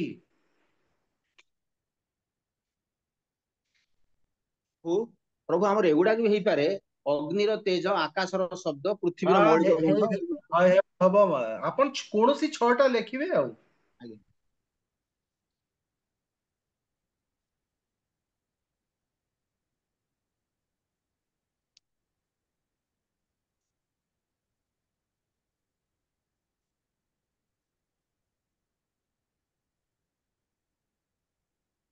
ଆଜ୍ଞା ପ୍ରଭୁଜୀ ଆଜ୍ଞା ଆପଣ ଯୋଉଟା 6ଟା ମୁଁ ଆଉ ଥରେ କହିଦଉଛି। ଜଳରେ ସ୍ୱାଦୁ 1, ସୂର୍ଯ୍ୟ ଆଜ୍ଞା ଚନ୍ଦ୍ରର ଆଲୋକ 2, ଆଜ୍ଞା ଆଜ୍ଞା ବୈଦିକ ମନ୍ତ୍ରର ଓଙ୍କାର 3, ହୁଁ ବୁଦ୍ଧିମାନର ବୁଦ୍ଧି ଅଟନ୍ତି 4, ବଳବାନର କାମରାଗ ବିବର୍ଜିତ ବଳ ଅଟନ୍ତି 5, ଧର୍ମ ନୀତିର ବିରୁଦ୍ଧାଚରଣ କରୁନଥିବା, କଣ କହିଲେ ସେଟା ଯୌନ କରୁନଥିବା ଜୀବନ ଯୌନ ଜୀବନ। ଯୌନ ଜୀବନ। ଆଚ୍ଛା ଏଇଟା ଆଉ ଆଚ୍ଛା ତାପରେ ମାତାଜୀ ପ୍ରଭୁଜୀ ଆଚ୍ଛା ଆଜ୍ଞା ମାତାଜୀ ଆମର ଯୋଉ ଆଜ୍ଞା 8ରୁ 11 ନମ୍ବର ଶ୍ଲୋକରେ ସେଥିରେ ବହୁତ ଗୁଡାଏ ପଏଣ୍ଟ ଅଛି। ଆପଣ ସେଥିରୁ 6ଟା ଚୁଜ କରି ଲେଖିବେ ଆଉ ହଁ ଆମେ ପ୍ରଭୁ 6ଟା କହିଲେ ଆପଣ ସେଥିରେ ଆହୁରି ଆଉ ଅଛି ଅନେକ ଗୁଡା ହଁ ଅଛି। ତେଣୁ ଆପଣ ଅନେକ ଗୁଡିଏ ଅଛି ଲେଖିପାରିବେ ଅନେକ ଗୁଡା ଅଛି ସେଥିରୁ ଆପଣ 6ଟା ଚୁଜ କରି ଲେଖିବେ ଯୋଉ 8ରୁ 11 ଛଅଟା ଶ୍ଲୋକ। ଏନି 6 ଆଉ ଯୋଉଟା ହେଲେ ସେଟା ଆମେ ଟିକେ ପଢିଦେବା ଭଲ ଆଜ୍ଞା। ଆଉ ଏନି ଗୋଟେ ସିକ୍ସ ସୁକୃତି ଦୁଷ୍କୃତି। ଯେଉଁମାନେ କିଛି ଭଲ କାମ କରନ୍ତି ସେମାନଙ୍କୁ କୃତିନ ବା ସୁକୃତି କୁହାଯାଏ। ଆଚ୍ଛା ଆଜ୍ଞା ଏମାନେ ଶାସ୍ତ୍ର ନିର୍ଦ୍ଦେଶ ମାନନ୍ତି, ଅଳ୍ପ ବହୁତେ ଭଗବାନଙ୍କର ଭକ୍ତ ଅଟନ୍ତି। ଏମିତି ଲେଖିବେ, ଅଳ୍ପ ବହୁତେ ଭଗବାନଙ୍କର ଭକ୍ତ ଅଟନ୍ତି। କାହିଁକି ଶିଲ ପ୍ରଭୁପାଦ ସେମିତି ଲେଖିଛନ୍ତି ତାତ୍ପର୍ଯ୍ୟରେ। ଆଜ୍ଞା ସେଇଟା ଆମେ ଟିକେ ନାକୁ ଆଉ ଟିକେ ଆପଣ ଟିକେ ଡିସକସନ କରିଦେଲେ ଆମେ ଆଉ ଟିକେ ଦେଖିଦେଲେ ଆମକୁ ଟିକେ ସେଟା ଭଲ ଟିକେ ହବ ଆଉ। କିଛି ନାହିଁ, ଆପଣଙ୍କୁ ଯେତେଟା କ୍ୱେଶ୍ଚିନ୍ ପଚାରିବାର ଅଛି ଆପଣ ଆରାମ ସେ ପଚାରନ୍ତୁ, ଆମେ ସବୁ ଡିସ୍କସନ କରିବା, କିଛି ଅସୁବିଧା ନାହିଁ। ହଁ ମୁଁ ଆପଣ ଖାଲି ମାନେ ଆପଣ ଧୈର୍ଯ୍ୟର ସହିତ ପଚାରନ୍ତୁ। ଆଜ୍ଞା ଦେଖନ୍ତୁ, ପ୍ରଭୁଜୀ ସୁକୃତି କିଏ ହେଲା? ଯେଉଁମାନେ କିଛି ଭଲ କାମ କରନ୍ତି ସେମାନଙ୍କୁ କୃତିନ ବା ସୁକୃତି କୁହାଯାଏ। ଏମାନେ ଶାସ୍ତ୍ର ନିର୍ଦ୍ଦେଶ ମାନନ୍ତି, ଅଳ୍ପ ବହୁତ ଭଗବାନଙ୍କର ଭକ୍ତ ଅଟନ୍ତି। ଏଇଟା ହେଇଗଲା ସୁକୃତି। ଆଉ ଯେଉଁମାନେ ଭଗବାନଙ୍କର ଶରଣାପନ୍ନ ନୁହନ୍ତି ନାସ୍ତିକ ଅଟନ୍ତି। ଆଜ୍ଞା ପାପାଚାରରେ ଲିପ୍ତ, ଯେଉଁମାନେ ଭଗବାନଙ୍କର ଶରଣାପନ୍ନ ନୁହନ୍ତି ନାସ୍ତିକ ଅଟନ୍ତି, ପାପାଚାରରେ ଲିପ୍ତ, ସେମାନଙ୍କ ପାଇଁ ଦୁଷ୍କୃତି ଶବ୍ଦ ବ୍ୟବହୃତ ହେଇଛି। ଶାସ୍ତ୍ରରେ କଣ ଶାସ୍ତ୍ରକୁ ବି ମାନନ୍ତି ନାହିଁ। ଯେଉଁମାନେ ଶାସ୍ତ୍ର ମାନନ୍ତି ନାହିଁ। ଆଜ୍ଞା ସେଇମାନଙ୍କୁ ହିଁ ଦୁଷ୍କୃତି କୁହାଯାଇଛି। ଆଜ୍ଞା ଆଉ ଉପର ଲୋକ ଶାସ୍ତ୍ର ନିର୍ଦ୍ଦେଶ ମାନନ୍ତି, ସ୍ୱୀକୃତି ବାଲା। ଚିକୁରି ଦ୍ଵାରା ସେମାନେ ସେମାନେ ନା ଆଚ୍ଛା ପ୍ରଭୁଜୀ ଆମକୁ ହୁଁ, ଏଇ ଯୋଉ ଏଇଟା ମାନେ ମୁଁ ଜାଣିବା ପାଇଁ ପଚାରୁଛି ଯେ ଆଜ୍ଞା ଆମର ଯୋଉ ମାୟାବାଦୀ ମାନେ ସେମାନଙ୍କୁ ହଁ। କୁହାଯିବନି ନାଇଁ। ମାୟାବାଦୀ ମାନେ କୋଉଥିରେ ଆସିବେ ନା? ମାୟାବାଦୀ ମାନେ ସ୍ୱୀକୃତି କୁଆଡେ ହେଲା? ସେମାନେ ତ ଭଗବାନଙ୍କର ନାଇଁ ଅପମାନ ସ୍ୱୀକୃତି କଲେ। ନାହିଁ ସେଇଆ କହୁଛି ପରା ସେମାନେ ସେମାନଙ୍କୁ ସ୍ୱୀକୃତି ଦୁଷ୍କୃତିରେ ହିଁ ଯିବେ ଦୁଷ୍କୃତିରେ ଆଉ। ଦୁଷ୍କୃତିରେ ଆସିବେ। ଆଜ୍ଞା ହଁ ସେମାନେ କାହିଁକି ନା ସେମାନେ ତ ଭଗବାନଙ୍କର ସେମାନେ ଭଗବାନଙ୍କ ନାମ ରୂପ ଲୀଳା ଗୁଣ ଧାମ ପରିକର ଏଇ ସବୁକୁ ମାୟାର ବୋଲି ଭାବୁଛନ୍ତି ନା। ଆଜ୍ଞା ତ ଆଉ ସେମାନେ 6 ନମ୍ବରଟା ଆମେ ଜାଣୁଛେ 6 ନମ୍ବରଟା ପ୍ରଭୁଜୀ ସେଟା ଜ୍ଞାନୀ ହବ ଆମେ ପଢିଛେ କୃଷ୍ଣ ଯେଉଁମାନେ କବି ଶରଣ ଗ୍ରହଣ ହଁ ହଁ ସେଇଟା ସେଇଟା 6 ଜ୍ଞାନୀ ସେଇଟା ସେଇଟା ଜ୍ଞାନୀ ଆପଣ ଜ୍ଞାନୀ ଲେଖିବେ ଜ୍ଞାନୀ। ହଁ ଆଜ୍ଞା ତା ଭିତରେ ଟିକେ ନାକୁ ହିଣ୍ଟସ ଦେଇଦେଲେ ବି ହେଇଯିବ। ଆଜ୍ଞା ଆଜ୍ଞା ଆ, ଏଇଠି ଆପଣ କଣ ଲେଖିବେ ଦେଖନ୍ତୁ, ହୁଁ, ସେମାନଙ୍କ ମଧ୍ୟରୁ ଜ୍ଞାନୀ ଅର୍ଥାତ୍ ଯେ ଭଗବାନ ସମ୍ବନ୍ଧରେ କିଛି ଜ୍ଞାନ ଲାଭ କରିଛି ଏବଂ ତାର କୌଣସି ଭୌତିକ କାମନା ନାହିଁ, ସେ ବାସ୍ତବରେ ଭଗବାନଙ୍କର ଜଣେ ଶୁଦ୍ଧ ଭକ୍ତ ଅଟେ। ତେଣୁ ଯେଉଁ ଭକ୍ତ ପୂର୍ଣ୍ଣ ଜ୍ଞାନରେ ଅଛି ଏବଂ ତତ୍ ସଙ୍ଗେ ସଙ୍ଗେ ଭଗବାନଙ୍କ ସେବାରେ ନିଯୁକ୍ତ ହୋଇଯାଇଛି, ସେ ସର୍ବୋତ୍ତମ ଅଟେ ଓ ଭଗବାନଙ୍କର ପ୍ରିୟ ଅଟେ।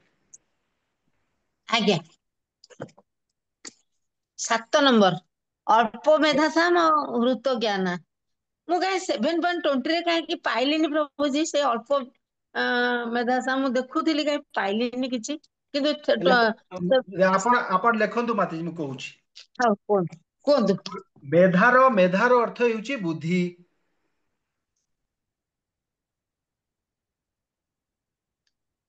ଅଳ୍ପ ମେଧାସାମର ଅର୍ଥ ହେଉଛି ଯେଉଁମାନେ ଅଳ୍ପ ବୁଦ୍ଧି ସମ୍ପନ୍ନ।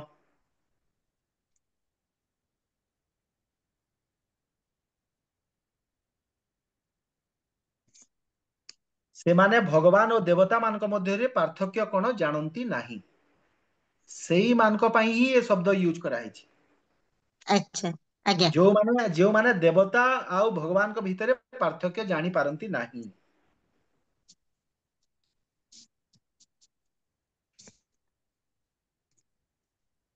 द्वितीयटा लिखंतु हृदज्ञान। हृदज्ञान एडा हृदज्ञान रो अर्थ हेउची विकृत मन बा ज्ञान। विकृत मन बा ज्ञान लिखंतु। भौतिक कामना पशिले विकृत मन हुए।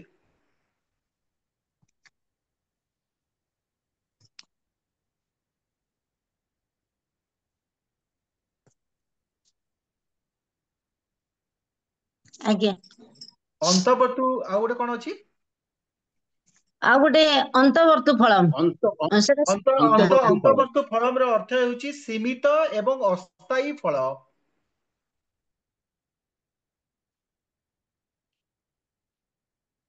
देवता मानक ठारू प्राप्त फल बा अनुकंपा अस्थायी और नाशशील अटे।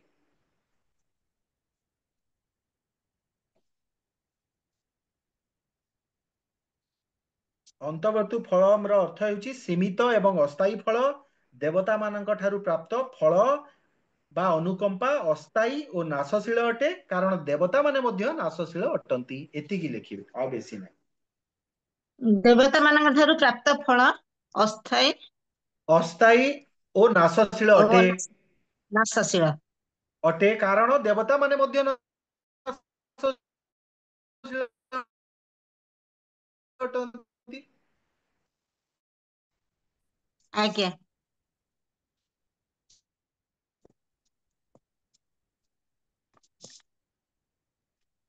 सेवारे युक्त होई पारंती।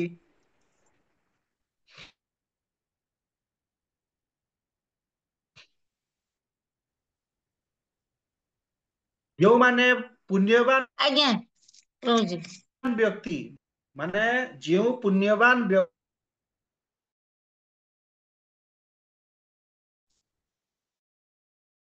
जो द्वंद्वरुक्त और मोहरु मुक्त होई सारिचंती,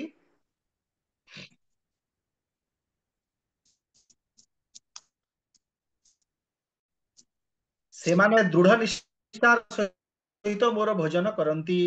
एक कथा भगवान श्री कृष्ण अर्जुन को कहउचंती।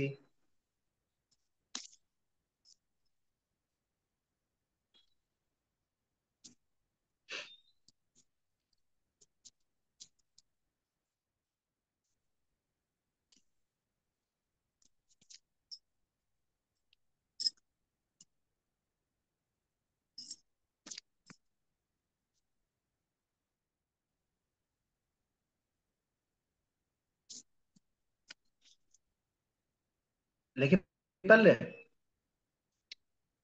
ଆଜ୍ଞା तापर ଆଜ୍ଞା ରହୁଛି। तापर ତାପରେ ଇଚ୍ଛା ଏବଂ ଦେଶ देखो ଇଚ୍ଛା ଏବଂ ଦେଶ ହଁ लेख ଆଜ୍ଞା ଆଜ୍ଞା जीव निजକୁ ईश्वर जीव निजକୁ ईश्वर बोली भावी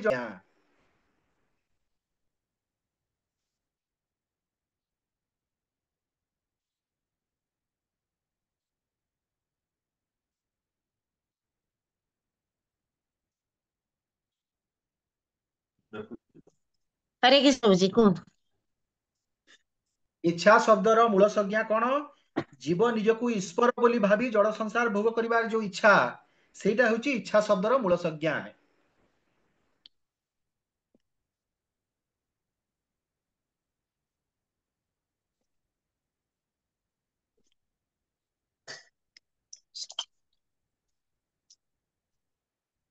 ଆଚ୍ଛା एवं भगवान श्रीकृष्ण को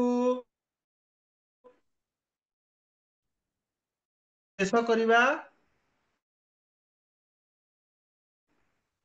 जीवर द्वेष। ଛାଡ କାଟିକୁ ନା ଛାଡ ପଡୁଛୁ ଆଜ୍ଞା ରହୁଛି।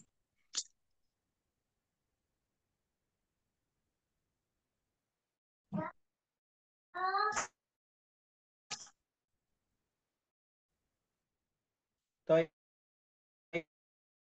एटा हला अपन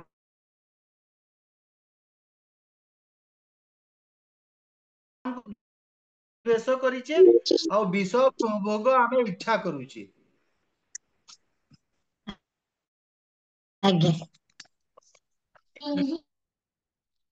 प्रभु द्वंद्वटा कौन? द्वंद्वर अर्थ कौन? ଦ୍ୱନ୍ଦ୍ୱ ମାନେ ହଉଛି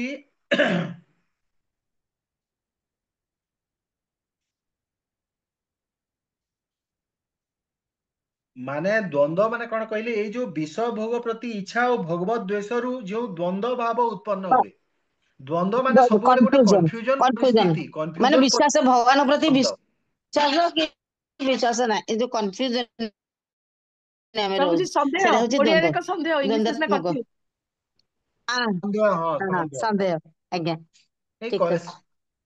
ଦ୍ୱନ୍ଦ୍ୱାତ୍ମକ ପରିସ୍ଥିତିରୁ ମୁକ୍ତ ଭକ୍ତ, ତ ଭଗବତ ଗୀତାରେ ମୁଁ ମାନେ ତାତ୍ପର୍ଯ୍ୟରେ ପଢିଛି, ଦ୍ୱନ୍ଦ୍ୱାତ୍ମକ ପରିସ୍ଥିତି କଣ କହିଲେ, ସୁଖ ଦୁଃଖ, ଦିନ ରାତି, ଶୀତ ଉଷ୍ଣ, ପାପ ପାପ ଏଇଟାକୁ ପୁଣ୍ୟ। ଦ୍ୱନ୍ଦ୍ୱାତ୍ମକ, ଲାଭ କ୍ଷତି, ଏଇଟାକୁ ଦ୍ୱନ୍ଦ୍ୱାତ୍ମକ କୁହାଯାଇଛି। ମାନେ ଦ୍ୱନ୍ଦ୍ୱ ସେଇଟା। ଆଜ୍ଞା ତ ଏଇ ଦ୍ୱନ୍ଦ୍ୱଟା କେଉଠୁ ମାନେ ଜନ୍ମ ହଉଛି, ବିଷୟ ଭୋଗ ପ୍ରତି ଇଚ୍ଛା ଆଉ ଭଗବତ ଦେଶରୁ ଯେଉଁ ଦ୍ୱନ୍ଦ୍ୱ ଭାବର ଉଦ୍ଭବ ହୁଏ, ସେହି ଦ୍ୱନ୍ଦ୍ୱ ପ୍ରଭାବରେ ମୋହାଚ୍ଛନ୍ନ ହୋଇ ଜୀବ ଏ ଜଡ ଜଗତରେ ଜନ୍ମଗ୍ରହଣ କରେ।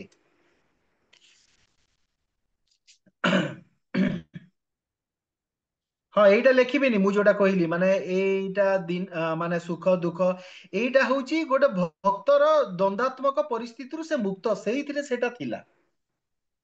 ଏଇ ପ୍ରଶ୍ନରେ ସେଇଟା ଲେଖିବେନି, ମାନେ ଦ୍ୱନ୍ଦ୍ୱକୁ ବୁଝେଇବା ପାଇଁ ମୁଁ କହିଲି। ମାନେ ଦିଟା ପରିସ୍ଥିତି ଯେତେବେଳେ କନଫ୍ୟୁଜନ ଷ୍ଟେଟଟା ହଉଛି ଦ୍ୱନ୍ଦ୍ୱ। ହରେ କୃଷ୍ଣ ପ୍ରଭୁଜୀ, ମତେ ଏଇ ଯୋଉ 7 ନମ୍ବର ଅଧ୍ୟାୟର ଆଜ୍ଞା ପ୍ରବନ୍ଧ ପ୍ରବନ୍ଧ ପ୍ରଶ୍ନ ନମ୍ବର ଯୋଉଟା ଦେଇଛି,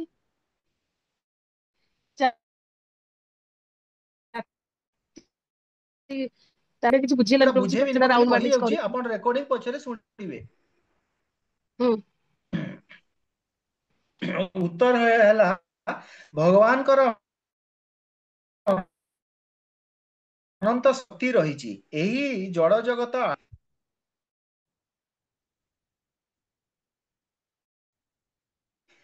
ଏହି ଭୌତିକ ମଧ୍ୟରେ ଏହାକୁ ପଞ୍ଚମହା ଜଡ ଉପାଦାନ ହେଉଛି ମନ, ବୁଦ୍ଧି ଓ ଅହଙ୍କାର। ଏହି ଅଷ୍ଟମ ଉପାଦାନ ଅହଙ୍କାର, ମିଥ୍ୟା, ମୁଁ ଓର ମୋର ବୋଧ, ମୁଁ ଏବଂ ମୋର ବୋଧ ହେଉଛି ଜୀବର ଭବରୋଗର କାରଣ। କିନ୍ତୁ ଜୀବ ସ୍ୱରୂପତଃ ଚିନ୍ମୟ, ତାହା ଭଗବାନଙ୍କର ଅଂଶ ଏବଂ ଜୀବ ଭଗବାନଙ୍କର ଉତ୍କୃଷ୍ଟ ଶକ୍ତି। ପ୍ରକୃତ ପକ୍ଷେ କୌଣସି ଜୀବ ଏହି ଜଗତରେ ସୁଖୀ ନୁହଁ, କାରଣ ଦୁଇଟି ଭିନ୍ନ ଶକ୍ତିର ଏକତ୍ର ସହବାସ୍ଥାନ ଅସମ୍ଭବ। ଜୀବ ଓ ଜଡ ଦେହ ଦୁଇଟି ଭିନ୍ନ ଶକ୍ତି, ତେଣୁ ଜଡ ଜଗତରେ ଜୀବର ସ୍ଥିତି ସବୁବେଳେ ଦୁଃଖପୂର୍ଣ୍ଣ। ସୀମିତ ଜ୍ଞାନ ଅର୍ଜନ କରିଥିବା ବ୍ରହ୍ମବାଦୀ ଗଣ କହନ୍ତି ଯେ ଜୀବ ଓ ଭଗବାନ ସବୁ ପ୍ରକାର ସମାନ, ସେମାନେ ବାସ୍ତବରେ ନିଜକୁ ଏବଂ ଅନ୍ୟମାନଙ୍କୁ ଭ୍ରମିତ କରାଉଛନ୍ତି। ବ୍ରହ୍ମବାଦୀ ଗଣ ଯୋଉଟା କହୁଛନ୍ତି ଜୀବ ଓ ଭଗବାନ ସବୁ ପ୍ରକାର ସମାନ, ସେଟା ସେମାନେ ଭ୍ରମିତ କରାଉଛନ୍ତି ଅନ୍ୟମାନଙ୍କୁ। ପରମେଶ୍ୱର ଭଗବାନ ଶ୍ରୀକୃଷ୍ଣ ହେଉଛନ୍ତି ଏକମାତ୍ର ନିୟନ୍ତ୍ରଣକାରୀ ଓ ସମସ୍ତ ଜୀବ ତାଙ୍କ ଦ୍ୱାରା ନିୟନ୍ତ୍ରିତ ହେଉଛନ୍ତି। ଚିତ୍ ବା ଚେତନ ହେଉଛି ସୃଷ୍ଟିର ମୂଳଧାର ଏବଂ ଅଚିତ୍ ବା ଜଡ଼ ପଦାର୍ଥ ଚେତନ କହୁଛନ୍ତି ଭୂତ, କାରଣ ଭଗବାନ ହିଁ ସବୁ କିଛିର ମୂଳ ଅଟନ୍ତି। ଏ 4 ଆଉ 6 ନମ୍ବର ଶ୍ଲୋକରେ ଏଇ କଥା ବିଶେଷ ଭାବରେ ବର୍ଣ୍ଣନା ହେଇଛି, ସେଥିପାଇଁ ଏଇଟା ମୁଁ ଲେଖିଛି। ଆପଣ ଆଉ ଆଜ୍ଞା ପ୍ରଭୁଜୀ ଆଉ ତଳେ ଏଇ ଜିନିଷ ମୁଁ ଲେଖିଛି। ତାପରେ 1.5 ବର୍ଷ ଭିତରେ ପୁଣି ମୁଁ ଆଉ ଟିକେ ଏକ୍ସଟ୍ରା ପଢାପଢି କରିକି କଣ ଟିକେ ମାନେ ଏକ୍ସଟ୍ରା ଏଇଟା ଲେଖିପାରିନି, ସେ ସମୟରେ ଯାହା ଲେଖା, ମୁଁ ପୁରା ଶିଲ ପ୍ରଭୁପାଦ ଯୋଉଟା ଲେଖିଛନ୍ତି ଖାଲି ସେଇଟା ଲେଖିଛି, ମୁଁ ଏକ୍ସଟ୍ରା କୌଣସି ଜିନିଷ ଲେଖି ନାହିଁ।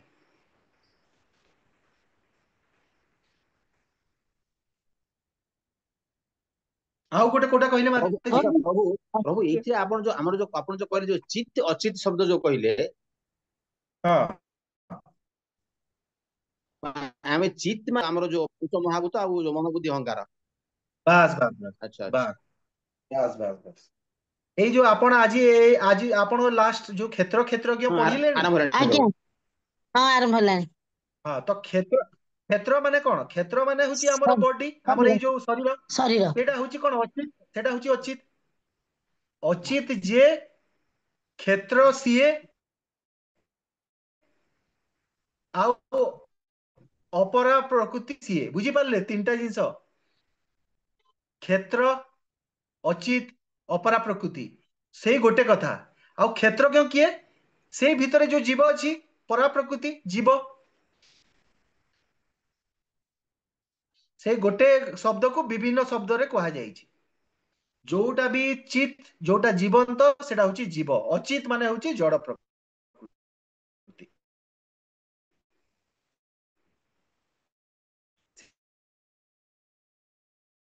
ज्ञ बोली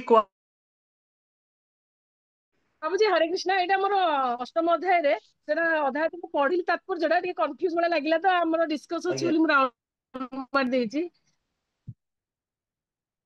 अष्टम अध्याय प्रबंध प्रश्नावली जोटा 3 नंबर देहांतर नीति गुडक व्याख्या करंतु सिटु 9 श्लोक रे कहूची मते अष्टम अध्याय केते नंबर कहले वर्ड नंबर लिखिबु ना देहांतर नीति गुडिक व्याख्या करंतु तो मु कहूची आपण आज्ञा पछरे प्रभु कोनी सुनिबे हला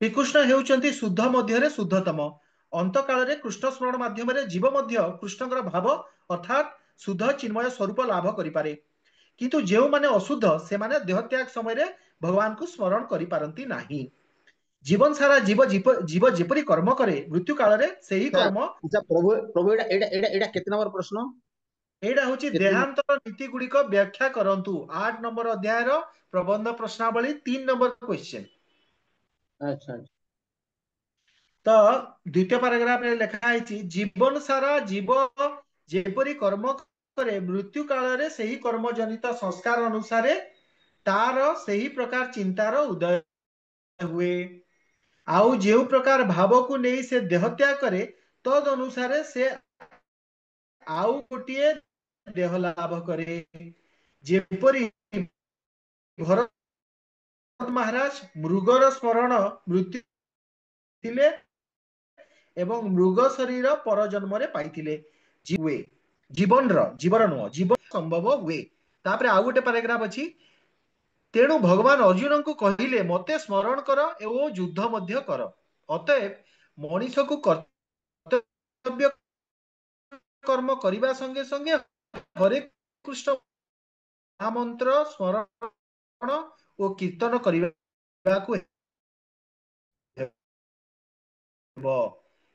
बुद्धि कलुष मादक द्रव्य आमिष परस्त्री गमन बा परपुरुष संगवर्जन करने को हेबो एवं निजको तृण ठारू मध्य हीन भावी सहिष्णु हेबाकू पड़िबो यह चैतन्य महाप्रभुंकर प्रदत्त शिक्षा अटे किंतु भगवान को पाई परिबा संभव अटे एटा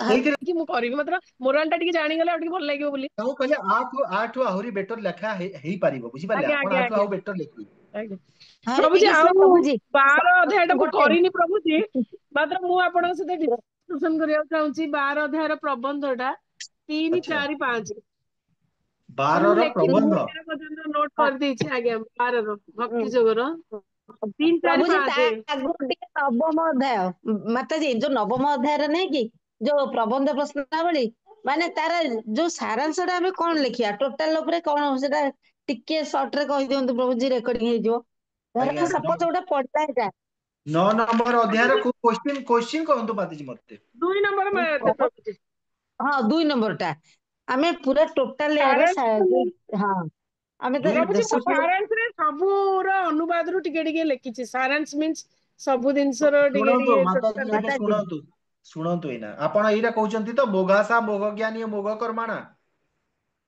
नाଇଁ ନାଇଁ ପ୍ରଭୁଜୀ ନାଇଁ ଆପଣ ଯୋଉ ଆମର ଯୋଉ ନବମ प्रबंध ଅଧ୍ୟାୟର प्रबंध प्रबंध प्रश्नावली प्रबंध प्रभु जी आपण दुई कहउचंती ताले केमती सेटा तो हबो ताले 6 नंबर रे प्रबंध आरंभ होउची ନାଇଁ ପ୍ରଭୁଜୀ 2 ରେ ଅଛି ନବମ ଅଧ୍ୟାୟର ସାରାଂଶ ଦିଅନ୍ତୁ ओ ଏଟା नवम ପେଜ अध्याय 39 नवम अध्याय रो 39 सारांश दियंतु क्या ହଁ सेटा ହଁ ସେଇଟା ଖାଲି ଆପଣ ଟିକେ ସର୍ଟ ରେ କହିଦେଲେ ବି ଆଉ ମାନେ ଟୋଟାଲ ଏତେ ରାଜବିଦ୍ୟା ରାଜକୀୟ ଯୋଗ ଯୋଉଟା ସଂଯୋଗ ସୂତ୍ର ବର୍ଣ୍ଣନା କରନ୍ତୁ, ନବମ ଅଧ୍ୟାୟର ସାରାଂଶ ଦିଅନ୍ତୁ। ଠିକ ଅଛି, ମୁଁ କହୁଛି ଆଜ୍ଞା ତାହେଲେ ଆପଣ ଶୁଣନ୍ତୁ। ହଁ ହଁ ଆଜ୍ଞା ନବମ ଅଧ୍ୟାୟରେ ଭଗବାନ ଶ୍ରୀକୃଷ୍ଣ କହୁଛନ୍ତି ଯେ ତାଙ୍କର ପ୍ରିୟ ସଖା ଅର୍ଜୁନଙ୍କର କଲ୍ୟାଣ ପାଇଁ ତାଙ୍କୁ ସବୁଠାରୁ ପବିତ୍ର ଓ ନିଗୁଢ ଜ୍ଞାନ ପ୍ରଦାନ କରୁଛନ୍ତି, ଯାହା ଲାଭ କରିଲେ ଜଡ ଅସ୍ତିତ୍ୱର ସମସ୍ତ ଦୁଃଖ ଦୁର୍ଦଶାରୁ ମୁକ୍ତ ହେବା ସମ୍ଭବ। ତେବେ କେବଳ ଶ୍ରଦ୍ଧାବାନ ମାନେ ହିଁ ଏହି ଜ୍ଞାନ ଲାଭ କରିବାକୁ ସକ୍ଷମ। ପୁନଃ ଭଗବାନ କହୁଛନ୍ତି, ଯଦିଓ ସେ ଜଗତର ଉତ୍ସ, ଆଶ୍ରୟ, ଗତି, ତଥାପି ସେ ସବୁଥିରୁ ନିର୍ଲିପ୍ତ, ଉଦାସୀନ ଅଟନ୍ତି। ତାଙ୍କର ଅଧ୍ୟକ୍ଷତାରେ ପ୍ରକୃତି ଏହି ବିଶ୍ୱ ଚରାଚର ସୃଷ୍ଟି ଓ ଧ୍ୱଂସ କାର୍ଯ୍ୟ ସାଧନ କରୁଛି। ଭଗବାନ ଯେତେବେଳେ ଅବତୀର୍ଣ୍ଣ ହୁଅନ୍ତି ସେତେବେଳେ ମୂର୍ଖମାନେ ତାଙ୍କୁ ସାଧାରଣ ମଣିଷ ବୋଲି ଭାବନ୍ତି। ସେମାନଙ୍କର ସବୁ ଆଶା ବ୍ୟର୍ଥ ହୁଏ। କିନ୍ତୁ ଯେଉଁମାନେ ଉପଲବ୍ଧି କରନ୍ତି ଯେ ଭଗବାନ ଶ୍ରୀକୃଷ୍ଣ ହେଉଛନ୍ତି ସର୍ବକାରଣର କାରଣ, ସେହି ମହାତ୍ମାଗଣ ଅନନ୍ୟ ଭକ୍ତିରେ ଭଗବାନଙ୍କର ଉପାସନାରେ ନିୟୋଜିତ ହୁଅନ୍ତି। ଭଗବାନ ବ୍ୟାଖ୍ୟା କରୁଛନ୍ତି, ଯେଉଁମାନେ ବିଭିନ୍ନ କାମନାବଶତଃ ବିଭିନ୍ନ ଦେବାଦେବୀଙ୍କ ଉପାସନା କରନ୍ତି ସେମାନଙ୍କର ତଦନୁରୂପ ଗତି ହୁଏ, କିନ୍ତୁ ତାଙ୍କର ଭକ୍ତ ତାଙ୍କୁ ହିଁ ପ୍ରାପ୍ତ ହୁଅନ୍ତି। ସେ ଭକ୍ତ ଦେଇଥିବା ଉପହାର ଗ୍ରହଣ କରନ୍ତି। ସେ ଭକ୍ତ ଶ୍ରଦ୍ଧାରେ ଦେଇଥିବା ପତ୍ର, ପୁଷ୍ପ, ଫଳ ଓ ଜଳକୁ ମଧ୍ୟ ଗ୍ରହଣ କରନ୍ତି। ସେ ମଧ୍ୟ ଭକ୍ତର ଯୋଗକ୍ଷେମ ବହନ କରନ୍ତି, ଅର୍ଥାତ୍ ଯାହା ତା ପାଖରେ ନାହିଁ ତାହା ଯୋଗାଇ ଦିଅନ୍ତି ଏବଂ ଯାହା ଭକ୍ତକୁ ପ୍ରାପ୍ତ ଅଛି ତାହାର ରକ୍ଷା କରନ୍ତି। ଦୁରାଚାରୀ ନିଚ କୂଳ ଉଦ୍ଭବ ବ୍ୟକ୍ତି ମଧ୍ୟ ଭଗବତ ଆରାଧନା କରିଲେ ଶୀଘ୍ର ହିଁ କଳୁଷ ମୁକ୍ତ ହୋଇ ଧର୍ମାତ୍ମାରେ ପରିଣତ ହୁଅନ୍ତି। ସର୍ବଶେଷରେ ସେ ଅର୍ଜୁନଙ୍କୁ ତାଙ୍କର ଅନନ୍ୟ ଚିତ୍ତ ଭକ୍ତ ହେବାକୁ ଉପଦେଶ ଦେଲେ, କାରଣ କେବଳ ଅନନ୍ୟ ଭକ୍ତି ଦ୍ୱାରା ତାଙ୍କ ପାଖକୁ ଫେରିଯିବା ସମ୍ଭବ। ଏଇଟା ସବୁ ଶ୍ଲୋକ ତାମାନେ ନବମ ଅଧ୍ୟାୟର ମେନ୍ ଶ୍ଲୋକର ସାରାଂଶ ଏଠି ଲେଖାଗଲା। ଆଜ୍ଞା ଆଜ୍ଞା ପ୍ରଭୁଜୀ। ପ୍ରଭୁଜୀ ମୁଁ ଟିକେ କଣ ଲେଖିଛି ପଢିବି, ଶୁଣିବେ? ଆଜ୍ଞା। ହରେ କୃଷ୍ଣ। ହୁଁ। ନହେଲେ ମୁଁ ଟିକେ ଚେଞ୍ଜ କରିବି ନା। ନବମ ଅଧ୍ୟାୟର ସାରାଂଶ ହେଉଛି ପରମ ପୁରୁଷ ଭଗବାନଙ୍କ ସମ୍ବନ୍ଧରେ ଅଧିକ ଶ୍ରବଣ କରିବା। ପରମ ପୁରୁଷ ଭଗବାନଙ୍କର ବାଣୀ ଅତ୍ୟନ୍ତ ଶକ୍ତିପୂର୍ଣ୍ଣ ବାଣୀ। ଏଇ ବିଦ୍ୟା ରାଜବିଦ୍ୟା ଅଟେ। ଭକ୍ତି ଯୋଗ ମାର୍ଗରେ ସଦାବାନ ନୁହନ୍ତି ସେମାନେ ମତେ ପାଇପାରନ୍ତି ନାହିଁ। ଯେଉଁମାନେ ପରମ ପୁରୁଷ ଶକ୍ତି ଜାଣନ୍ତି ସେମାନେ ଜ୍ଞାନୀ ଅଟନ୍ତି। ସମସ୍ତ ଜୀବ ଭଗବାନଙ୍କ ଠାରେ ଅଛନ୍ତି, କିନ୍ତୁ ସେ ସର୍ବତ୍ର ବିଦ୍ୟମାନ। ତଥାପି ଏଇ ଦୃଶ୍ୟ ଜଗତରେ ମୁଁ କୌଣସି ଅଂଶରେ ନୁହେଁ। ଭଗବାନ ଏ ସମସ୍ତ ସୃଷ୍ଟିର ମୂଳ ଅଟନ୍ତି। ଭଗବାନ ଇଚ୍ଛା ଅନୁଯାୟୀ ଏହା ବାରମ୍ବାର ସୃଷ୍ଟି ହୁଏ ଏବଂ ମୋ ଇଚ୍ଛା ଅନୁସାରେ ଏହା ଶେଷ ମଧ୍ୟ ଧ୍ୱଂସ ହୁଏ। ଭଗବାନ କୌଣସି କର୍ମରେ ବାନ୍ଧି ହୁଅନ୍ତି ନାହିଁ। ଭଗବାନ ବରାବର ଅନାସକ୍ତ ଭାବରେ ଥାଆନ୍ତି। ସେ ଭଗବାନ କହୁଛନ୍ତି, ମୁଁ ଧର୍ମ ଆଚରଣ କରେ, ମୁଁ ଯଜ୍ଞ, ମୁଁ ମନ୍ତ୍ର, ମୁଁ ଭୃତ, ମୁଁ ଅଗ୍ନି, ମୁଁ ସାରାଂଶ, ସମଗ୍ର ମଧ୍ୟରେ ମୁଁ ଅଟେ। ମୁଁ ପିତା ଅଟେ, ମୁଁ ମାତା ଅଟେ, ଧାରଣକର୍ତ୍ତା ଅଟେ, ପିତାମହ ଅଟେ, ମୁଁ ଓଙ୍କାର ଅଟେ ଓ ମୁଁ ସର୍ବବେଦ ଅଟେ। ମୁଁ ଭଗବାନ ସମସ୍ତଙ୍କ ଆବଶ୍ୟକତା ବହନ କରନ୍ତି ଓ ପୂରଣ କରନ୍ତି ଓ ରକ୍ଷା କରନ୍ତି। ଯେଉଁମାନେ ମୋର ପ୍ରକୃତ ଦିବ୍ୟ ଗୁଣ ବା ପ୍ରକୃତିକୁ ଜାଣିପାରନ୍ତି ନାହିଁ ସେମାନେ ଅଧପତିତ ହୁଅନ୍ତି। ଯେଉଁମାନେ ମୋ ଠାରେ ଶରଣ ନିଅନ୍ତି ସେମାନେ ନିଚ କୂଳରେ ଜନ୍ମ ହେଲେ ବି ସ୍ତ୍ରୀ, ବେଶ୍ୟା ଓ ଶୂଦ୍ର ଶ୍ରେଣୀ ହେଲେ ମଧ୍ୟ ପ୍ରଥମ ଗତି ଲାଭ କରିପାରନ୍ତି। ସେଥିପାଇଁ ଭଗବାନ ସମ୍ପୂର୍ଣ୍ଣ ରୂପେ ମୋ ଠାରେ ମଗ୍ନ ହେଲେ ତୁମେ ନିଶ୍ଚିତ ରୂପେ ମୋ ଠାକୁ ହିଁ ଆସିବ। ଏହା ଅର୍ଜୁନଙ୍କୁ କହୁଛନ୍ତି। ହରେ କୃଷ୍ଣ। ବଢିଆ ଲେଖିଛନ୍ତି ମାତାଜୀ। କାହିଁ କହିଲେ, ଦେଖନ୍ତୁ ଏଇ ନବମ ଅଧ୍ୟାୟରେ କେତେ କଥା ଲେଖା ହେଇଛି। ସମସ୍ତଙ୍କର ଲେଖା ଟିକେ ଟିକେ ଅଲଗା ହବ ନା ମାତାଜୀ। ମାନେ କଣ ଗୋଟେ ଜିନିଷ କଣ ଏଇଟା କଣ ଗୋଟେ କ୍ୱେଶ୍ଚନ, ଏଇଟା କଣ ମ୍ୟାଥମେଟିକ୍ସ ହେଇଛି କି ଯେ ଗୋଟେ କ୍ୱେଶ୍ଚନ ର ଆନ୍ସର ଗୋଟେ ହବ? ଆପଣ ବି ସେଇ କଥାକୁ ଗୋଟେ ଅଲଗା ବଢିଆ ଭାଷା ଦେଇକି ଲେଖିଲେ। ମୁଁ ଗୋଟେ ଜିନିଷ କହିଲି, ଏମିତି ମିକ୍ସ କରିକି ସମସ୍ତେ ଆପଣ ସେ ନବମ ଅଧ୍ୟାୟରେ ଯୋଉଟା ମୂଳ ମୂଳ ଜିନିଷ କୁହାଯାଇଛି ସେଇଟା ଲେଖିବେ।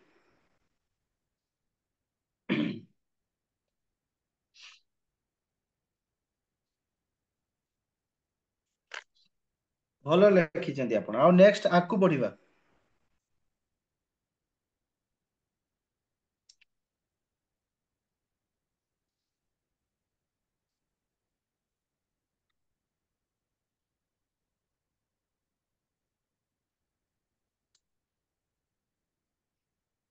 ହରେ ହରେ କୃଷ୍ଣ କୃଷ୍ଣ ପ୍ରଭୁଜୀ। ପ୍ରଭୁଜୀ। ପ୍ରଭୁଜୀ 12 ଅଧ୍ୟାୟର 3ଟା କ୍ୱେଶ୍ଚିନ୍ ମୁଁ କରିନି, ଦେଖିବି ମାତ୍ର ଆପଣ କଣ କରୁଛନ୍ତି डिस्कशन करदेले मते गोटे नोट करिया ठीक है भाई 12 नंबर केते 12 कोउ 13 कोउटा 4 3 4 5 3 4 5 प्रबंधटा की आगे आगे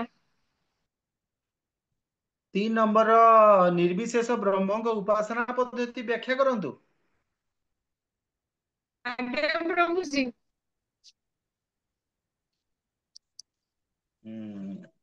जो जो योगी गण भगवान अचिंत अव्यक्त निर्विशेष ब्रह्म उपासना पथ अनुसरण करती से ज्ञान योगी कहा जाए यही ज्ञानी यही ज्ञानी योगी प्रत्यक्ष भाव में भगवान श्रीकृष्ण उपासना करती नहीं किंतु परोक्ष भाव में भगवान निर्विशेष भाव भगवान अंग कांति ब्रह्म ज्योतिर उपासना करती एवं शरीर त्याग कलापर उक्त ब्रह्म ज्योतिर मिसी जावाई इच्छा करती से इंद्रिय संयम करी सर्वत्र समबुद्धि संपन्न हुई अव्यक्तर उपासना करती जदियो यही ज्ञान जोग व्यक्ति को सही एक लक्ष्य पहुंचाए तथापि यह बड़ कठिन और कष्टकर अटे से एक लक्ष्यर अर्थ यह नुहे जे भगवान श्रीकृष्ण को प्राप्त करीगला भगवान श्रीकृष्ण और अंग कांति भितर पार्थक्य नहीं किंतु भगवान श्रीकृष्ण अंग कांति को प्राप्त कले से माने सेवा अधिकार टा पाउनी एटी जो लेखा है सेटा बुझिबे आपण जदियो यही ज्ञान जोग व्यक्ति को सही एक लक्ष्य पहुंचाए तथापि यह बड़ कठिन और कष्टकर अटे वैदिक साहित्य निर्गुण उपासना कि वैदिक साहित्य निर्गुण उपासना कथा मध्य वर्णना कराई वैदिक साहित्य रे उक्त निर्गुण उपासनार मार्ग पथ अत्यंत दुर्गम अटे एथिरे साधक को उपनिषद आदि वैदिक साहित्य जरिया भगवान अव्यक्त भाव को बुझा हेब से भाषा शिखा पड़ो एवं से सब विधि जाना पड़ो एवं यह साधारण लोक पक्षरे आदौ सहज नुह निर्विशेषवादी ब्रह्मवादी बा मायावादी गण अଯଥା एक दुर्गम पद को अनुसरण करती एवं बहुत कष्ट उठाई सुधा भगवान को बुझी पारिबारे अक्षम हुअंती जीव शाश्वत भाव रे चिदात्मा होइतिबारु से जदि ब्रह्म ज्योति रे लीन हेबाकु इच्छा करे ताहले से ताहा प्राप्त होई पारे किंतु एथिरे से तार मौलिक प्रकृति सत और चित भाव को बुझी पारिबो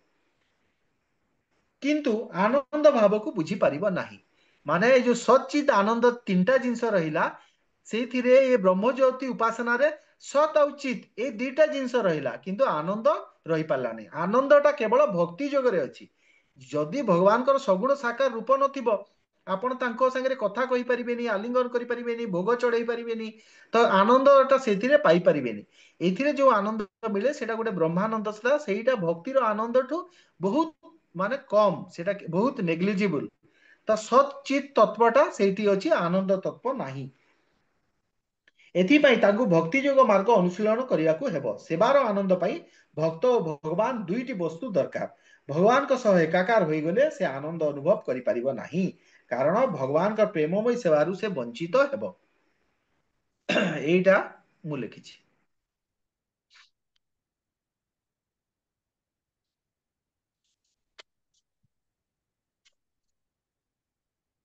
तापरे प्रश्न है व्याख्या करंतु किपरि भक्तगण कृष्ण भावनामय हुअंती उत्तर है भक्त भगवान श्रीकृष्ण ठारे मनोनिवेश करे तार चित्तवृत्ति सर्वदा कृष्ण ठारे थाए अन्यान्य मार्ग यथा ज्ञान जोग अष्टांग जोग प्रभृति भगवान को पाइबा पई सीधा सड़क रास्ता नुहे यहाकू बहुस्तरीय प्रासाद जो सीढ़ी एवं लिफ्ट उभय सुविधा थिबार उदाहरण माध्यम रे बुझा जाई पारिबो अन्यान्य मार्ग हेउची सीढ़ी माध्यम रे बहु बहु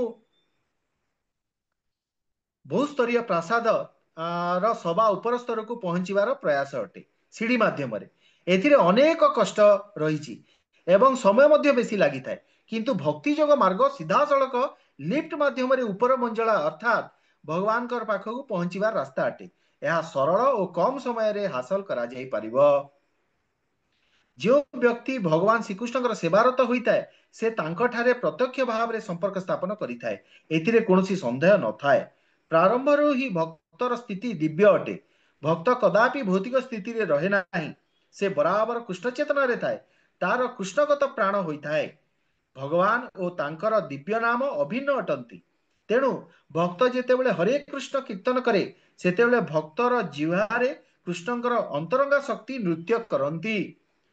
ଭକ୍ତ ଯେତେବେଳେ କୃଷ୍ଣଙ୍କୁ ଭୋଗ ଅର୍ପଣ କରେ ତାହା କୃଷ୍ଣ ପ୍ରତ୍ୟକ୍ଷ ଭାବରେ ଗ୍ରହଣ କରନ୍ତି ଏବଂ ଭକ୍ତ କୃଷ୍ଣଙ୍କର ଉଚ୍ଛିଷ୍ଟ ଖାଦ୍ୟ କୃଷ୍ଣ ପ୍ରସାଦ ସେବନ କରେ ସେତେବେଳେ ସେ କୃଷ୍ଣଗତ ପ୍ରାଣ ହୋଇଯାଏ। ଏହା କେବଳ ସେ ହିଁ ବୁଝିପାରିବ ଯେ ଏଭଳି କୃଷ୍ଣ ଭାବନାମୟ ହୋଇ ସେବାରେ ରତ ହୋଇଛି। ଭକ୍ତ ଜଣେ ସୁଦକ୍ଷ ଆଚାର୍ଯ୍ୟଙ୍କର ତତ୍ତ୍ୱାବଧାନରେ ରହି ଭକ୍ତି ଯୋଗର ବିଧି ମାର୍ଗ ଅନୁସରଣ କରିବା ଉଚିତ। ଶୁଦ୍ଧ ଭକ୍ତଙ୍କ ଠାରୁ ସେ ଭଗବତ ଗୀତା ଓ ଭାଗବତମ ଶ୍ରବଣ କରିବା ଉଚିତ। ଏପରି ଅଭ୍ୟାସ କଲେ ବ୍ୟକ୍ତି ଭଗବତ ପ୍ରେମ ସ୍ତରକୁ ଉନ୍ନୀତ ହୋଇପାରେ ଏବଂ ତତ୍ପରେ ସେ ନିଶ୍ଚିତ ଭାବରେ ଭଗବତ ଧାମକୁ ଉନ୍ନୀତ ହୋଇପାରିବ। ଏଇଟା ଏତିକି ଲେଖିଛି। ତାପରେ ଆପଣ କୋଉଟା ପଚାରିଲେ 5 ନମ୍ବର? ଆଜ୍ଞା ମୁଁ ପ୍ରଭୁଜୀ ତିନିଟା ଆପଣ କହିଲେ ମୁଁ ଆଉଥରେ ମୁଁ ଶୁଣିବି ଆଉଥରେ ମୁଁ ନୋଟ କରିବି। ମୁଁ କରିନି ତ ସେଥିପାଇଁ ଆପଣ ଏଇଟା ମୁଁ ଯାହା କହିଲି ଆପଣ ଆଉ ପୁଣି ଏଥିରେ ପୁଣି ଆପଣଙ୍କର ଯୋଉଟା ମାନେ ଯେମିତି ଲାଗିବ ସେଇ ହିସାବରେ ପ୍ରଭୁଜୀ ଆପଣ ମାନେ ମୁଁ ବି ପୁଣି ନିଜେ ଆପଣ ମାନେ ଯେମିତି ବୁଝଉଛନ୍ତି ମୁଁ ସେଟା ନିଜରୁ ବି ନିଜେ ଲେଖୁଛି ମାନେ ଯାହା ବୁଝୁଛି କାରଣ ମତେ ଲେଖୁଛି ଲାଗୁଛି ମନରେ ଆପଣ ଯାହା ମାନେ note କରୁନି ଆଠୁ ପ୍ରାୟ। ବେଟର ଲେଖିପାରିବେ ମାତାଜୀ। କାହିଁକି ମୁଁ ଯାହା ଆପଣ ମାନଙ୍କର ଯାହା ଦେଖିଲି ଆପଣ ମାନେ ଯେମିତି ଜାଣିଛନ୍ତି ସେ ଯାହା ମୁଁ ଅନୁଭବ କଲି ଆଠୁ ଫାର ଫାର ବେଟର ଲେଖିପାରିବେ। 5 ନମ୍ବର ହେଲା ଭକ୍ତି ଯୋଗର ବିଧିବିଧାନ ଗୁଡିକ ପାଳନରେ ଅକ୍ଷମ ବ୍ୟକ୍ତି ମାନଙ୍କ ପାଇଁ କଣ ପନ୍ଥା ଅନୁମୋଦନ କରାହୋଇଛି? ଉତ୍ତର ଯେଉଁ ବ୍ୟକ୍ତି ଏକ ଗୁରୁଙ୍କ ଅଧୀନରେ ରହି ଭକ୍ତି ଯୋଗର ସାଧନ ବିଧି ପାଳନ କରିବାକୁ ଅକ୍ଷମ ସେ ଭଗବାନଙ୍କର ନିମିତ୍ତ କର୍ମ କରି ସିଦ୍ଧ ସ୍ତରକୁ ଆସିପାରେ। ଭକ୍ତ ମାନେ କୃଷ୍ଣ ଭାବନା କାର୍ଯ୍ୟରେ ଓ ପ୍ରଚାର କାର୍ଯ୍ୟରେ ବରାବର ବ୍ୟସ୍ତ ଥାନ୍ତି। ତେଣୁ ଯଦି କୌଣସି ବ୍ୟକ୍ତି ପ୍ରତ୍ୟକ୍ଷ ଭାବରେ ଭକ୍ତି ଯୋଗର ସାଧନ ପ୍ରଣାଳୀ ଅଭ୍ୟାସ କରି ନ ପାରେ ତେବେ ଭଗବାନଙ୍କର ବାଣୀ ପ୍ରଚାର କାର୍ଯ୍ୟରେ ସହାୟତା କରିପାରେ। ପ୍ରତ୍ୟେକ ପ୍ରଚେଷ୍ଟା ଜମି ପୁଞ୍ଜି ସଂଗଠନ ଏବଂ ଶ୍ରମ ଆବଶ୍ୟକ କରେ। ଯେପରି ଆମେ ବ୍ୟବସାୟ କରୁଛେ ଠିକ ସେହିପରି ପ୍ରଚାର କାର୍ଯ୍ୟ ପାଇଁ ମଧ୍ୟ ସଂଗଠନ ସ୍ଥାନ ମୂଳଧନ ସବୁ କିଛି ପ୍ରୟୋଜନ ଏବଂ ଏହି ସବୁ ବିଷୟରେ ସାହାଯ୍ୟ ଦରକାର। ଯେଉଁ କର୍ମ କୃଷ୍ଣଙ୍କ ପ୍ରୀତିଅର୍ଥେ କରାଯାଏ ତାହା ଦିବ୍ୟ କର୍ମ ଅଟେ।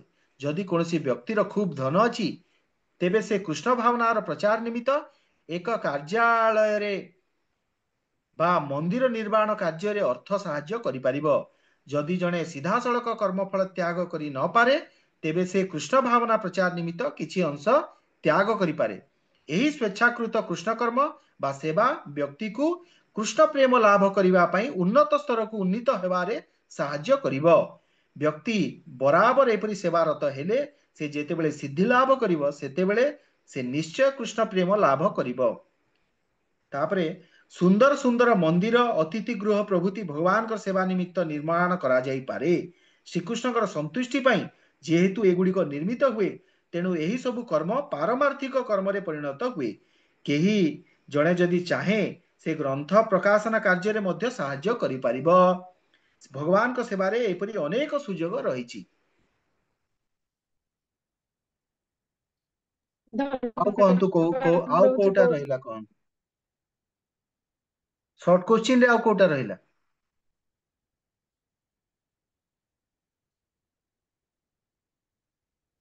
ପ୍ରଭୁଜୀ ସର୍ଟ କୋଶ୍ଚିନ୍ ଆମେ କରୁଛୁ ଅନ୍ୟମାନଙ୍କ ସାର୍ ଯଦି ଅଛି ବୋଲି ଦେଖନ୍ତୁ।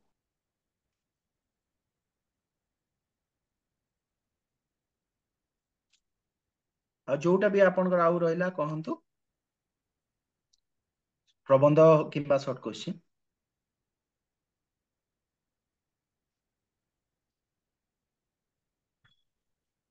ମୁକୁନ୍ଦ ମାତାଜୀ ହରେ କୃଷ୍ଣ।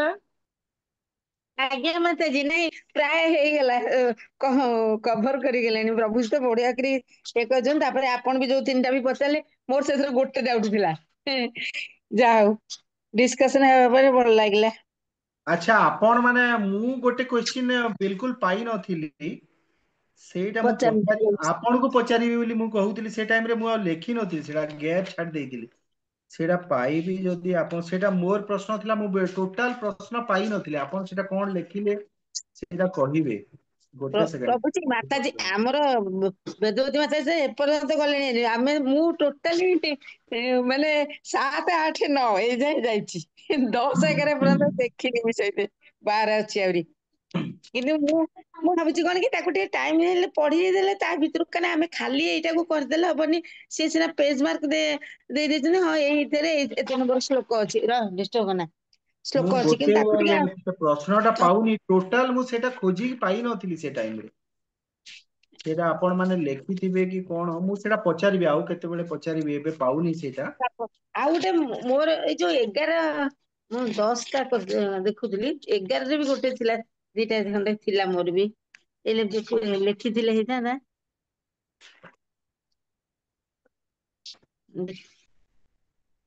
ସେଟା ମୋର ଯୋଉ ପ୍ରଶ୍ନଟା ଥିଲା ସେଇଟା 1 ରୁ 6 ଅଧ୍ୟାୟ ଭିତରେ କୋଉଟା ଗୋଟେ ଥିଲା, ସେଇଟା ମୁଁ ମାନେ ଗୋଟେ ଜିନିଷ ମୁଁ ପାଇନଥିଲି ସେଥିରେ, ଏଥିରେ ନୁହଁ। ଆଚ୍ଛା ହଁ ହରେ କୃଷ୍ଣ ପ୍ରଭୁଜୀ ଏଇଟା ଆଜ୍ଞା ମୁଁ କହୁଛି ଅଧ୍ୟାୟ 9ର ଆମେ ହଁ ଯୋଉ ଟିକେ ଡିଷ୍ଟର୍ବ କରନା ବାବା, ଡିଷ୍ଟର୍ବ କରନା। ପ୍ରବନ୍ଧ ପ୍ରଶ୍ନାବଳୀର 7 ନମ୍ବରଟା ଦେଖନ୍ତୁ, ଏଇ ଯୋଉ ଲେଖା ହେଇନି 3 ପ୍ରକାର ଭକ୍ତଙ୍କର ବର୍ଣ୍ଣନା ଦିଅନ୍ତୁ। ଆମେ ତ ସେଇ ଭକ୍ତଙ୍କ କଥା ଯୋଉ ଲେଖିଲେ ଡିଷ୍ଟର୍ବ କରନା ବୁଝି ତା ଟିକେ ହଁ ନେଇଗଲେ ସିଆଡେ। ଗୋଟେ ସେକେଣ୍ଡ କହୁଛି, ମୁଁ ତାକୁ ଟିକେ ଛାଡିଦିଏ ଗୋଟେ ସେକେଣ୍ଡ। 3 ପ୍ରକାର ଭକ୍ତର ବର୍ଣ୍ଣନା ଦେଖନ୍ତୁ, ମୁଁ କହୁଛି। ହଁ 3 ପ୍ରକାର କୃଷ୍ଣ ଚେତନଶୀଳ ବ୍ୟକ୍ତି ବା ଭକ୍ତ ଅଛନ୍ତି। ଏଥିରୁ ତୃତୀୟ ଶ୍ରେଣୀର ବ୍ୟକ୍ତି ହେଉଛନ୍ତି ସେଇମାନେ ଯେଉଁମାନଙ୍କର ବିଶ୍ୱାସ ବା ଶ୍ରଦ୍ଧା ନାହିଁ। ଯଦି ସେମାନେ କୌଣସି ପ୍ରକାର ଦୂରବର୍ତ୍ତୀ କାମନାର ବଶବର୍ତ୍ତୀ ହୋଇ ଭକ୍ତି ଯୋଗ ମାର୍ଗରେ ସେବାରତ ହୁଅନ୍ତି, ତେବେ ସେମାନେ ସର୍ବୋଚ୍ଚ ସିଦ୍ଧି ଲାଭ କରିପାରନ୍ତି ନାହିଁ। ଖୁବ୍ ସମ୍ଭବ ସେମାନେ ପଥଚ୍ୟୁତ ହେବେ। ସେମାନେ ସେବାରେ ନିଯୁକ୍ତ ହୋଇପାରନ୍ତି, କିନ୍ତୁ ସେମାନଙ୍କର ଏଥିରେ ପୂର୍ଣ୍ଣ ଶ୍ରଦ୍ଧା ବା ବିଶ୍ୱାସ ନଥିବାରୁ କୃଷ୍ଣ ଚେତନା ମାର୍ଗରେ ଅଗ୍ରଗତି କରିବା ସେମାନଙ୍କ ପକ୍ଷରେ ଅତ୍ୟନ୍ତ କଷ୍ଟକର ହୋଇ ଉଠେ। କେତେକ ଲୋକ କିଛି ଗୁପ୍ତ କାମନା ନେଇ ଭଗବାନଙ୍କର ଭକ୍ତି ଆରମ୍ଭ କରନ୍ତି, କିନ୍ତୁ ଯେତେବେଳେ ସେମାନଙ୍କ ପାଖରେ କିଛି ପଇସା ପତ୍ର ହୋଇଯାଏ, ସେମାନେ ଏ ପନ୍ଥା ଛାଡି ପୁନର୍ବାର ପୁରାତନ ପନ୍ଥା ଗ୍ରହଣ କରନ୍ତି। ଏଇଟା କନିଷ୍ଠ ଭକ୍ତ କଥା କୁହାଯାଇଛି। ଏ 3ଟା ଭକ୍ତ ଯୋଉ ନା ସେଟା ଉତ୍ତମ କନିଷ୍ଠ। ଉତ୍ତମ ଉତ୍ତମ ଅଧିକାରୀ ଯୋଉଟା ଆମର ମଧ୍ୟମ ହଁ କନିଷ୍ଠ ଏଇଟା ନା, ହଁ ଏଇଟା ହଁ ନା? ହଁ ହଁ। ଆଜ୍ଞା ତାପରେ ଆଜ୍ଞା ଆଜ୍ଞା କେବଳ ପୂର୍ଣ୍ଣ ବିଶ୍ୱାସ ଓ ଶ୍ରଦ୍ଧା ବଳରେ ଏହି ବ୍ୟକ୍ତି କୃଷ୍ଣ ଚେତନା ମାର୍ଗରେ ଅଗ୍ରଗତି କରିପାରିବ। ଯେଉଁ ବ୍ୟକ୍ତି ଭକ୍ତି ଶାସ୍ତ୍ର ବା ଭକ୍ତି ଗ୍ରନ୍ଥ ଭଲ ରକମ ପାଠ କରି ଜ୍ଞାନ ହାସଲ କରିଛି ଏବଂ ଦୃଢ ବିଶ୍ୱାସ ସ୍ତରକୁ ଆସିଛି, ତାକୁ ହିଁ କୃଷ୍ଣ ଚେତନା ମାର୍ଗରେ ପ୍ରଥମ ଶ୍ରେଣୀର ଭକ୍ତ ବୋଲି କୁହାଯିବ। ଆଉ ଦ୍ୱିତୀୟ ଆଜ୍ଞା ଶ୍ରେଣୀର ଭକ୍ତ ସେଇମାନେ ଯେଉଁମାନେ ଭକ୍ତି ଗ୍ରନ୍ଥ ପାଠ କରି ହୃଦୟଙ୍ଗମ କରିବାରେ ଅଧିକ ପାରଦର୍ଶିତା ଲାଭ କରିନାହାନ୍ତି, କିନ୍ତୁ ସ୍ୱତଃ ସେମାନଙ୍କର ବିଶ୍ୱାସ ଜାତ ହେଇଛି କୃଷ୍ଣ ଭକ୍ତି ବା କୃଷ୍ଣ ସେବା ହିଁ ଉତ୍ତମ ପନ୍ଥା। ଏଇଟା ମଧ୍ୟମ, ଏଇଟା ମାନେ ସେମାନେ ଶାସ୍ତ୍ରକୁ ପଢିକି ତର୍କ ବିତର୍କ କରିକି ପାରିବେନି, କିନ୍ତୁ ସେମାନେ ଜାଣିଛନ୍ତି ଯେ ଭଗବାନ କୃଷ୍ଣ ହଉଛନ୍ତି ସର୍ବଶ୍ରେଷ୍ଠ, ତାଙ୍କର ଉପାସନା ସର୍ବଶ୍ରେଷ୍ଠ। ଏଇଟା ସେମାନେ ଯୋଉ ଜାଣିଛନ୍ତି ସେମାନେ ହଉଛନ୍ତି ମଧ୍ୟମ। ଆଉ କନିଷ୍ଠ ଯାହାର ଶ୍ରଦ୍ଧା ଟା ବହୁତ ମାନେ ପତଳା ଶ୍ରଦ୍ଧା, କେତେବେଳେ ବି ଭାଙ୍ଗି ଯାଇପାରେ, ପତନ ହେଇଯାଇପାରେ। ଆଉ ଯୋଉଟା ଉତ୍ତମ ସେମାନେ କଣ, ସେମାନେ ସବୁ ଶାସ୍ତ୍ରରେ ସେମାନେ ପାରଙ୍ଗମ, ସେମାନଙ୍କର ପତନ ହେବାର ଆଉ ଏଇଟା ନାହିଁ। ଆଉ ଏଇ ଯୋଉ କନିଷ୍ଠ ଭକ୍ତ ଯିଏ କଣ, ସେ ଖାଲି ସେମାନଙ୍କର ହରେ କୃଷ୍ଣ ପ୍ରଭୁଜୀ ହଁ, ଉତ୍ତମ ଅଧିକାରୀ ଯୋଉମାନେ ସେମାନଙ୍କର ଆଉ ମାନେ ସେ ପୁରା ଷ୍ଟ୍ରଙ୍ଗ, ମାନେ ସେମାନଙ୍କର ପତନ ହବନି। ସେ କନିଷ୍ଠ ଭକ୍ତ କଣ କରେ, ଖାଲି ସେ ବିଗ୍ରହକୁ ଭଗବାନ ଭାବେ, ଆଉ ଭକ୍ତ ମାନଙ୍କ ସାଙ୍ଗରେ କଳି କଜିଆ କରିବ, ସେ କନିଷ୍ଠ। ଆଜ୍ଞା ଆଉ ଶ୍ରଦ୍ଧା ତାର ହଉଛି ବହୁତ ସୂକ୍ଷ୍ମ ଶ୍ରଦ୍ଧା, କମ ଶ୍ରଦ୍ଧା। ମଧ୍ୟମ ଯିଏ କଣ, ସେ କଳି କଜିଆ କରେନି, ସେ ମାନେ କଣ କରେ, ସେ ମାନେ ଯିଏ ଯିଏ ମାନେ ଭଗବତ ବିରୋଧୀ ଲୋକ, ସେ ତାଙ୍କଠୁ ଦୂରେଇ ଯାଏ, ସେ ତାଙ୍କଠୁ ଦୂରେଇ ଯିବ, ଆଉ ମାନେ ସେ କଳି କଜିଆ କରିବ ନାହିଁ। ଆଉ ସେ ଭକ୍ତ ମାନଙ୍କ ସାଙ୍ଗରେ ସେ କଣ କରିବ, ସେ ବନ୍ଧୁତ୍ବ ସ୍ଥାପନ କରିବ, ମିଳାମିଶା କରି ଅଭକ୍ତ ମାନଙ୍କଠୁ ଭକ୍ତ ଦୂରେଇ ଯିବ। କିନ୍ତୁ ଯିଏ ଉତ୍ତମ ଭକ୍ତ, ତା ପାଇଁ ଭକ୍ତ ଅଭକ୍ତ କିଛି ଫରକ ନାହିଁ, ସମସ୍ତେ ଭଗବାନ ତା ପାଇଁ। ବୁଝିପାରିଲେ? ଆଜ୍ଞା ଆଜ୍ଞା ବହୁତ ବହୁତ ବହୁତ ଆପଣଙ୍କୁ ଧନ୍ୟବାଦ। ପୁଣି ଯଦି ଆମେ ଏକ୍ଜାମ ପୂର୍ବରୁ ଆଉ ଗୋଟେ ଦିନ ଆମେ ଯଦି ଆଉ ଆପଣ ପୁଣି ଆମକୁ ମାତାଜୀ ଆସିବେ ଆଉ ଆପଣ ମତେ କଣ କରିବେ, ମତେ ଭାଗବତ ପ୍ରଭୁ ନା ଆଗରୁ ଟିକେ କହିଦେଇଥିବେ ତ, ମୁଁ ଆଗରୁ ମାନେ ରେଡି ଥିବି, ତାକି ଆପଣଙ୍କୁ ମାନେ ଅସୁବିଧା ହବନି କି ଅପେକ୍ଷା କରିବାକୁ ପଡିବନି ମୋ ପାଇଁ। ଆଜି ନାଇଁ ଆପଣ ଠିକ ମାନେ ଅଛି। ଟିକେ ହଇରାଣ ହେଲେ। ନାଇଁ ନାଇଁ ଆପଣ ଏତିକି ପ୍ରଭୁଜୀ ଆମକୁ ହରେ କୃଷ୍ଣ ପ୍ରଭୁଜୀ, ମୋର କହିବାର ଅଛି ଏବେ ହୁଁ, ଯୋଉ 13 ଚାପ୍ଟର ଟୁ 18 ଚାପ୍ଟର ଅଛି, ହଁ ଆମର କିଛି କୋଶ୍ଚିନ୍ ଆସେ ମନରେ, ଡାଉଟ, ଆମେ ଯଦି ଆପଣଙ୍କୁ ପଚାରି ପାରିବୁ। माताजी आपण जेतेबेले जोटा भी आपण पचारि पारिबे मते माताजी काहेकि मु धरंतु सेटा न जानि पारली मु पुणी कोनोसी प्रभु को पचारिबी आ सेतिरे पुणी मोर मंगल हबो कि नहीं कहले मु कोन कोन बहुत कोन श्रेष्ठ ज्ञानी व्यक्ति की माताजी मु तो नहीं मु जेति जानिछि तो निश्चय कहबी आ जदि धरंतु आपण को प्रश्न मते आसिलानी मु सेटा माने आउ वरिष्ठ भक्तन को पचारि से प्रश्नटा आपण को कहबी तेणु आपण माने निश्चय पचारिबे माताजी आपण केबे भाबिबेनी कि माने पचारिबेनी बोली आपण जोटा हेले पचारिबे आपण धरंतु कोउटा भी भक्ति रसामृत सिंधु कोउटा हैला कोन हैला एबे तो आपण भक्ति रसामृत सिंधु प्रश्न हरि जदि पढे एबे ताले प्रश्न हरि प्रभु बढ़िया पढांती तो तांकोटू पढ़ी सारला परे तांकर डाउट सेशन क्लियर करि परिबे एक्स्ट्रा जदि तांकर टाइम न हैला कोउटा जदि आपण पचारिया चाहिबे मते पचारिबे मु तो सब क्वेश्चन आंसर करिछि किछि असुविधा नै ଆଜ୍ଞା ପ୍ରଭୁଜୀ मते खाली आपण कॉल कर देबे को दिन करिया अछि मु जॉइन कर देबे अच्छा प्रभु आउट क्वेश्चन थिला हमर जो हाँ सप्तम अध्याय रो प्रबंध प्रश्नावली 4 नंबर आज्ञा सूत्र रे जेपुरी मणि सहित गुंथा एई उपमाटी को व्याख्या करंतु तो सेटा जो सप्तम अध्याय रो 4 नंबर प्रबंध प्रश्नावली आज्ञा सूत्र रे जेपुरी मणि सहित गुंथा एई उपमाटी को व्याख्या करंतु आज्ञा भगवत उत्तर है भगवत गीतार तथ्य अनुଯାयी अद्वय ज्ञान भगवान हेउचंती परम पुरुष भगवान श्रीकृष्ण भगवान कहउचंती जे हे धनंजय मो ठारू अधिक सत्य बा उन्नत सत्य आउ केही नाही सूतारे मणि गुंथा हैला परी सबु मोर ठारे गुंथा होईची बा मो ठारे आश्रित यह ब्रह्म संगीतारे मध्य स्वीकृत होइउची ईश्वर परम कृष्ण सच्चिदानंद विग्रह परमेश्वर हेउचंती श्रीकृष्ण जे कि आदि पुरुष समस्त आनंदर आधार से हेउचंती गोविंद तांकर रूप सच्चिद आनंदमय अटे मायावादी माने श्वेत्वा सत्वर उपनिषद अरूपम शब्द को निराकार बोली भावंती किंतु एठारे सच्चिद आनंद रूप कथा कहा जाइछि माने जेते किछि भी आपण जहा किछि भी ए सृष्टि रे देखुचंती चर अचर जहा सब देखुचंती से सबु मणि आकारे गुंथा हेछि से मणिर माने सूत्रटा किए माने मणि तो हेगला ए सब जिंस जीव माया ए सब मणि रे जदी गला आपण जेते तांकर विभूति वर्णना हला सब किछि मणि जदी हेला सूत्र हेबे भगवान श्री कृष्ण से सूत्रटा नथिले सब किछि आउ तार स्थिति रहिबो नाही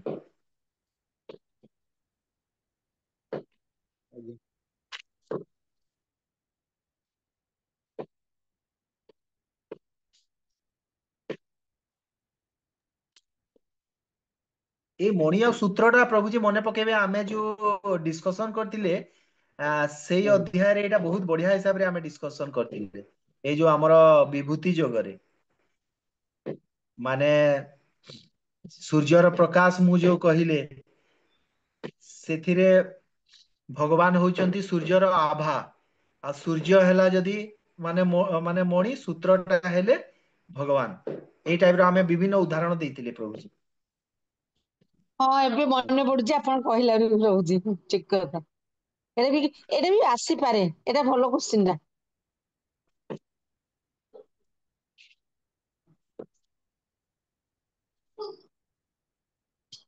ପ୍ରଭୁଜୀ ଆଉ ତ ଯଦି କେତେବେଳେ କଣ ହେଲା ତାହେଲେ ଆପଣଙ୍କୁ ପଚାରିବ ଆଉ आज्ञा आज्ञा किछि नै आपण जेबे चाहिले पचारिबे ଆଜ୍ଞା ରହିबा ହଁ ହଁ आज्ञा ଆଉ ଯଦି କିଏ पचारियार କାହାର ଅଛି ଆଜ୍ଞା ଠିକ ଅଛି हाँ ପ୍ରଭୁଜୀ मते ବହୁତ ବହୁତ धरंतु कोनोसी गोटे शॉर्ट क्वेश्चन काहार गोटे सेपरेटली पचारिबार अछि मु नंबर देछि आपण केते बेले भी मते कॉल करि परिबे मते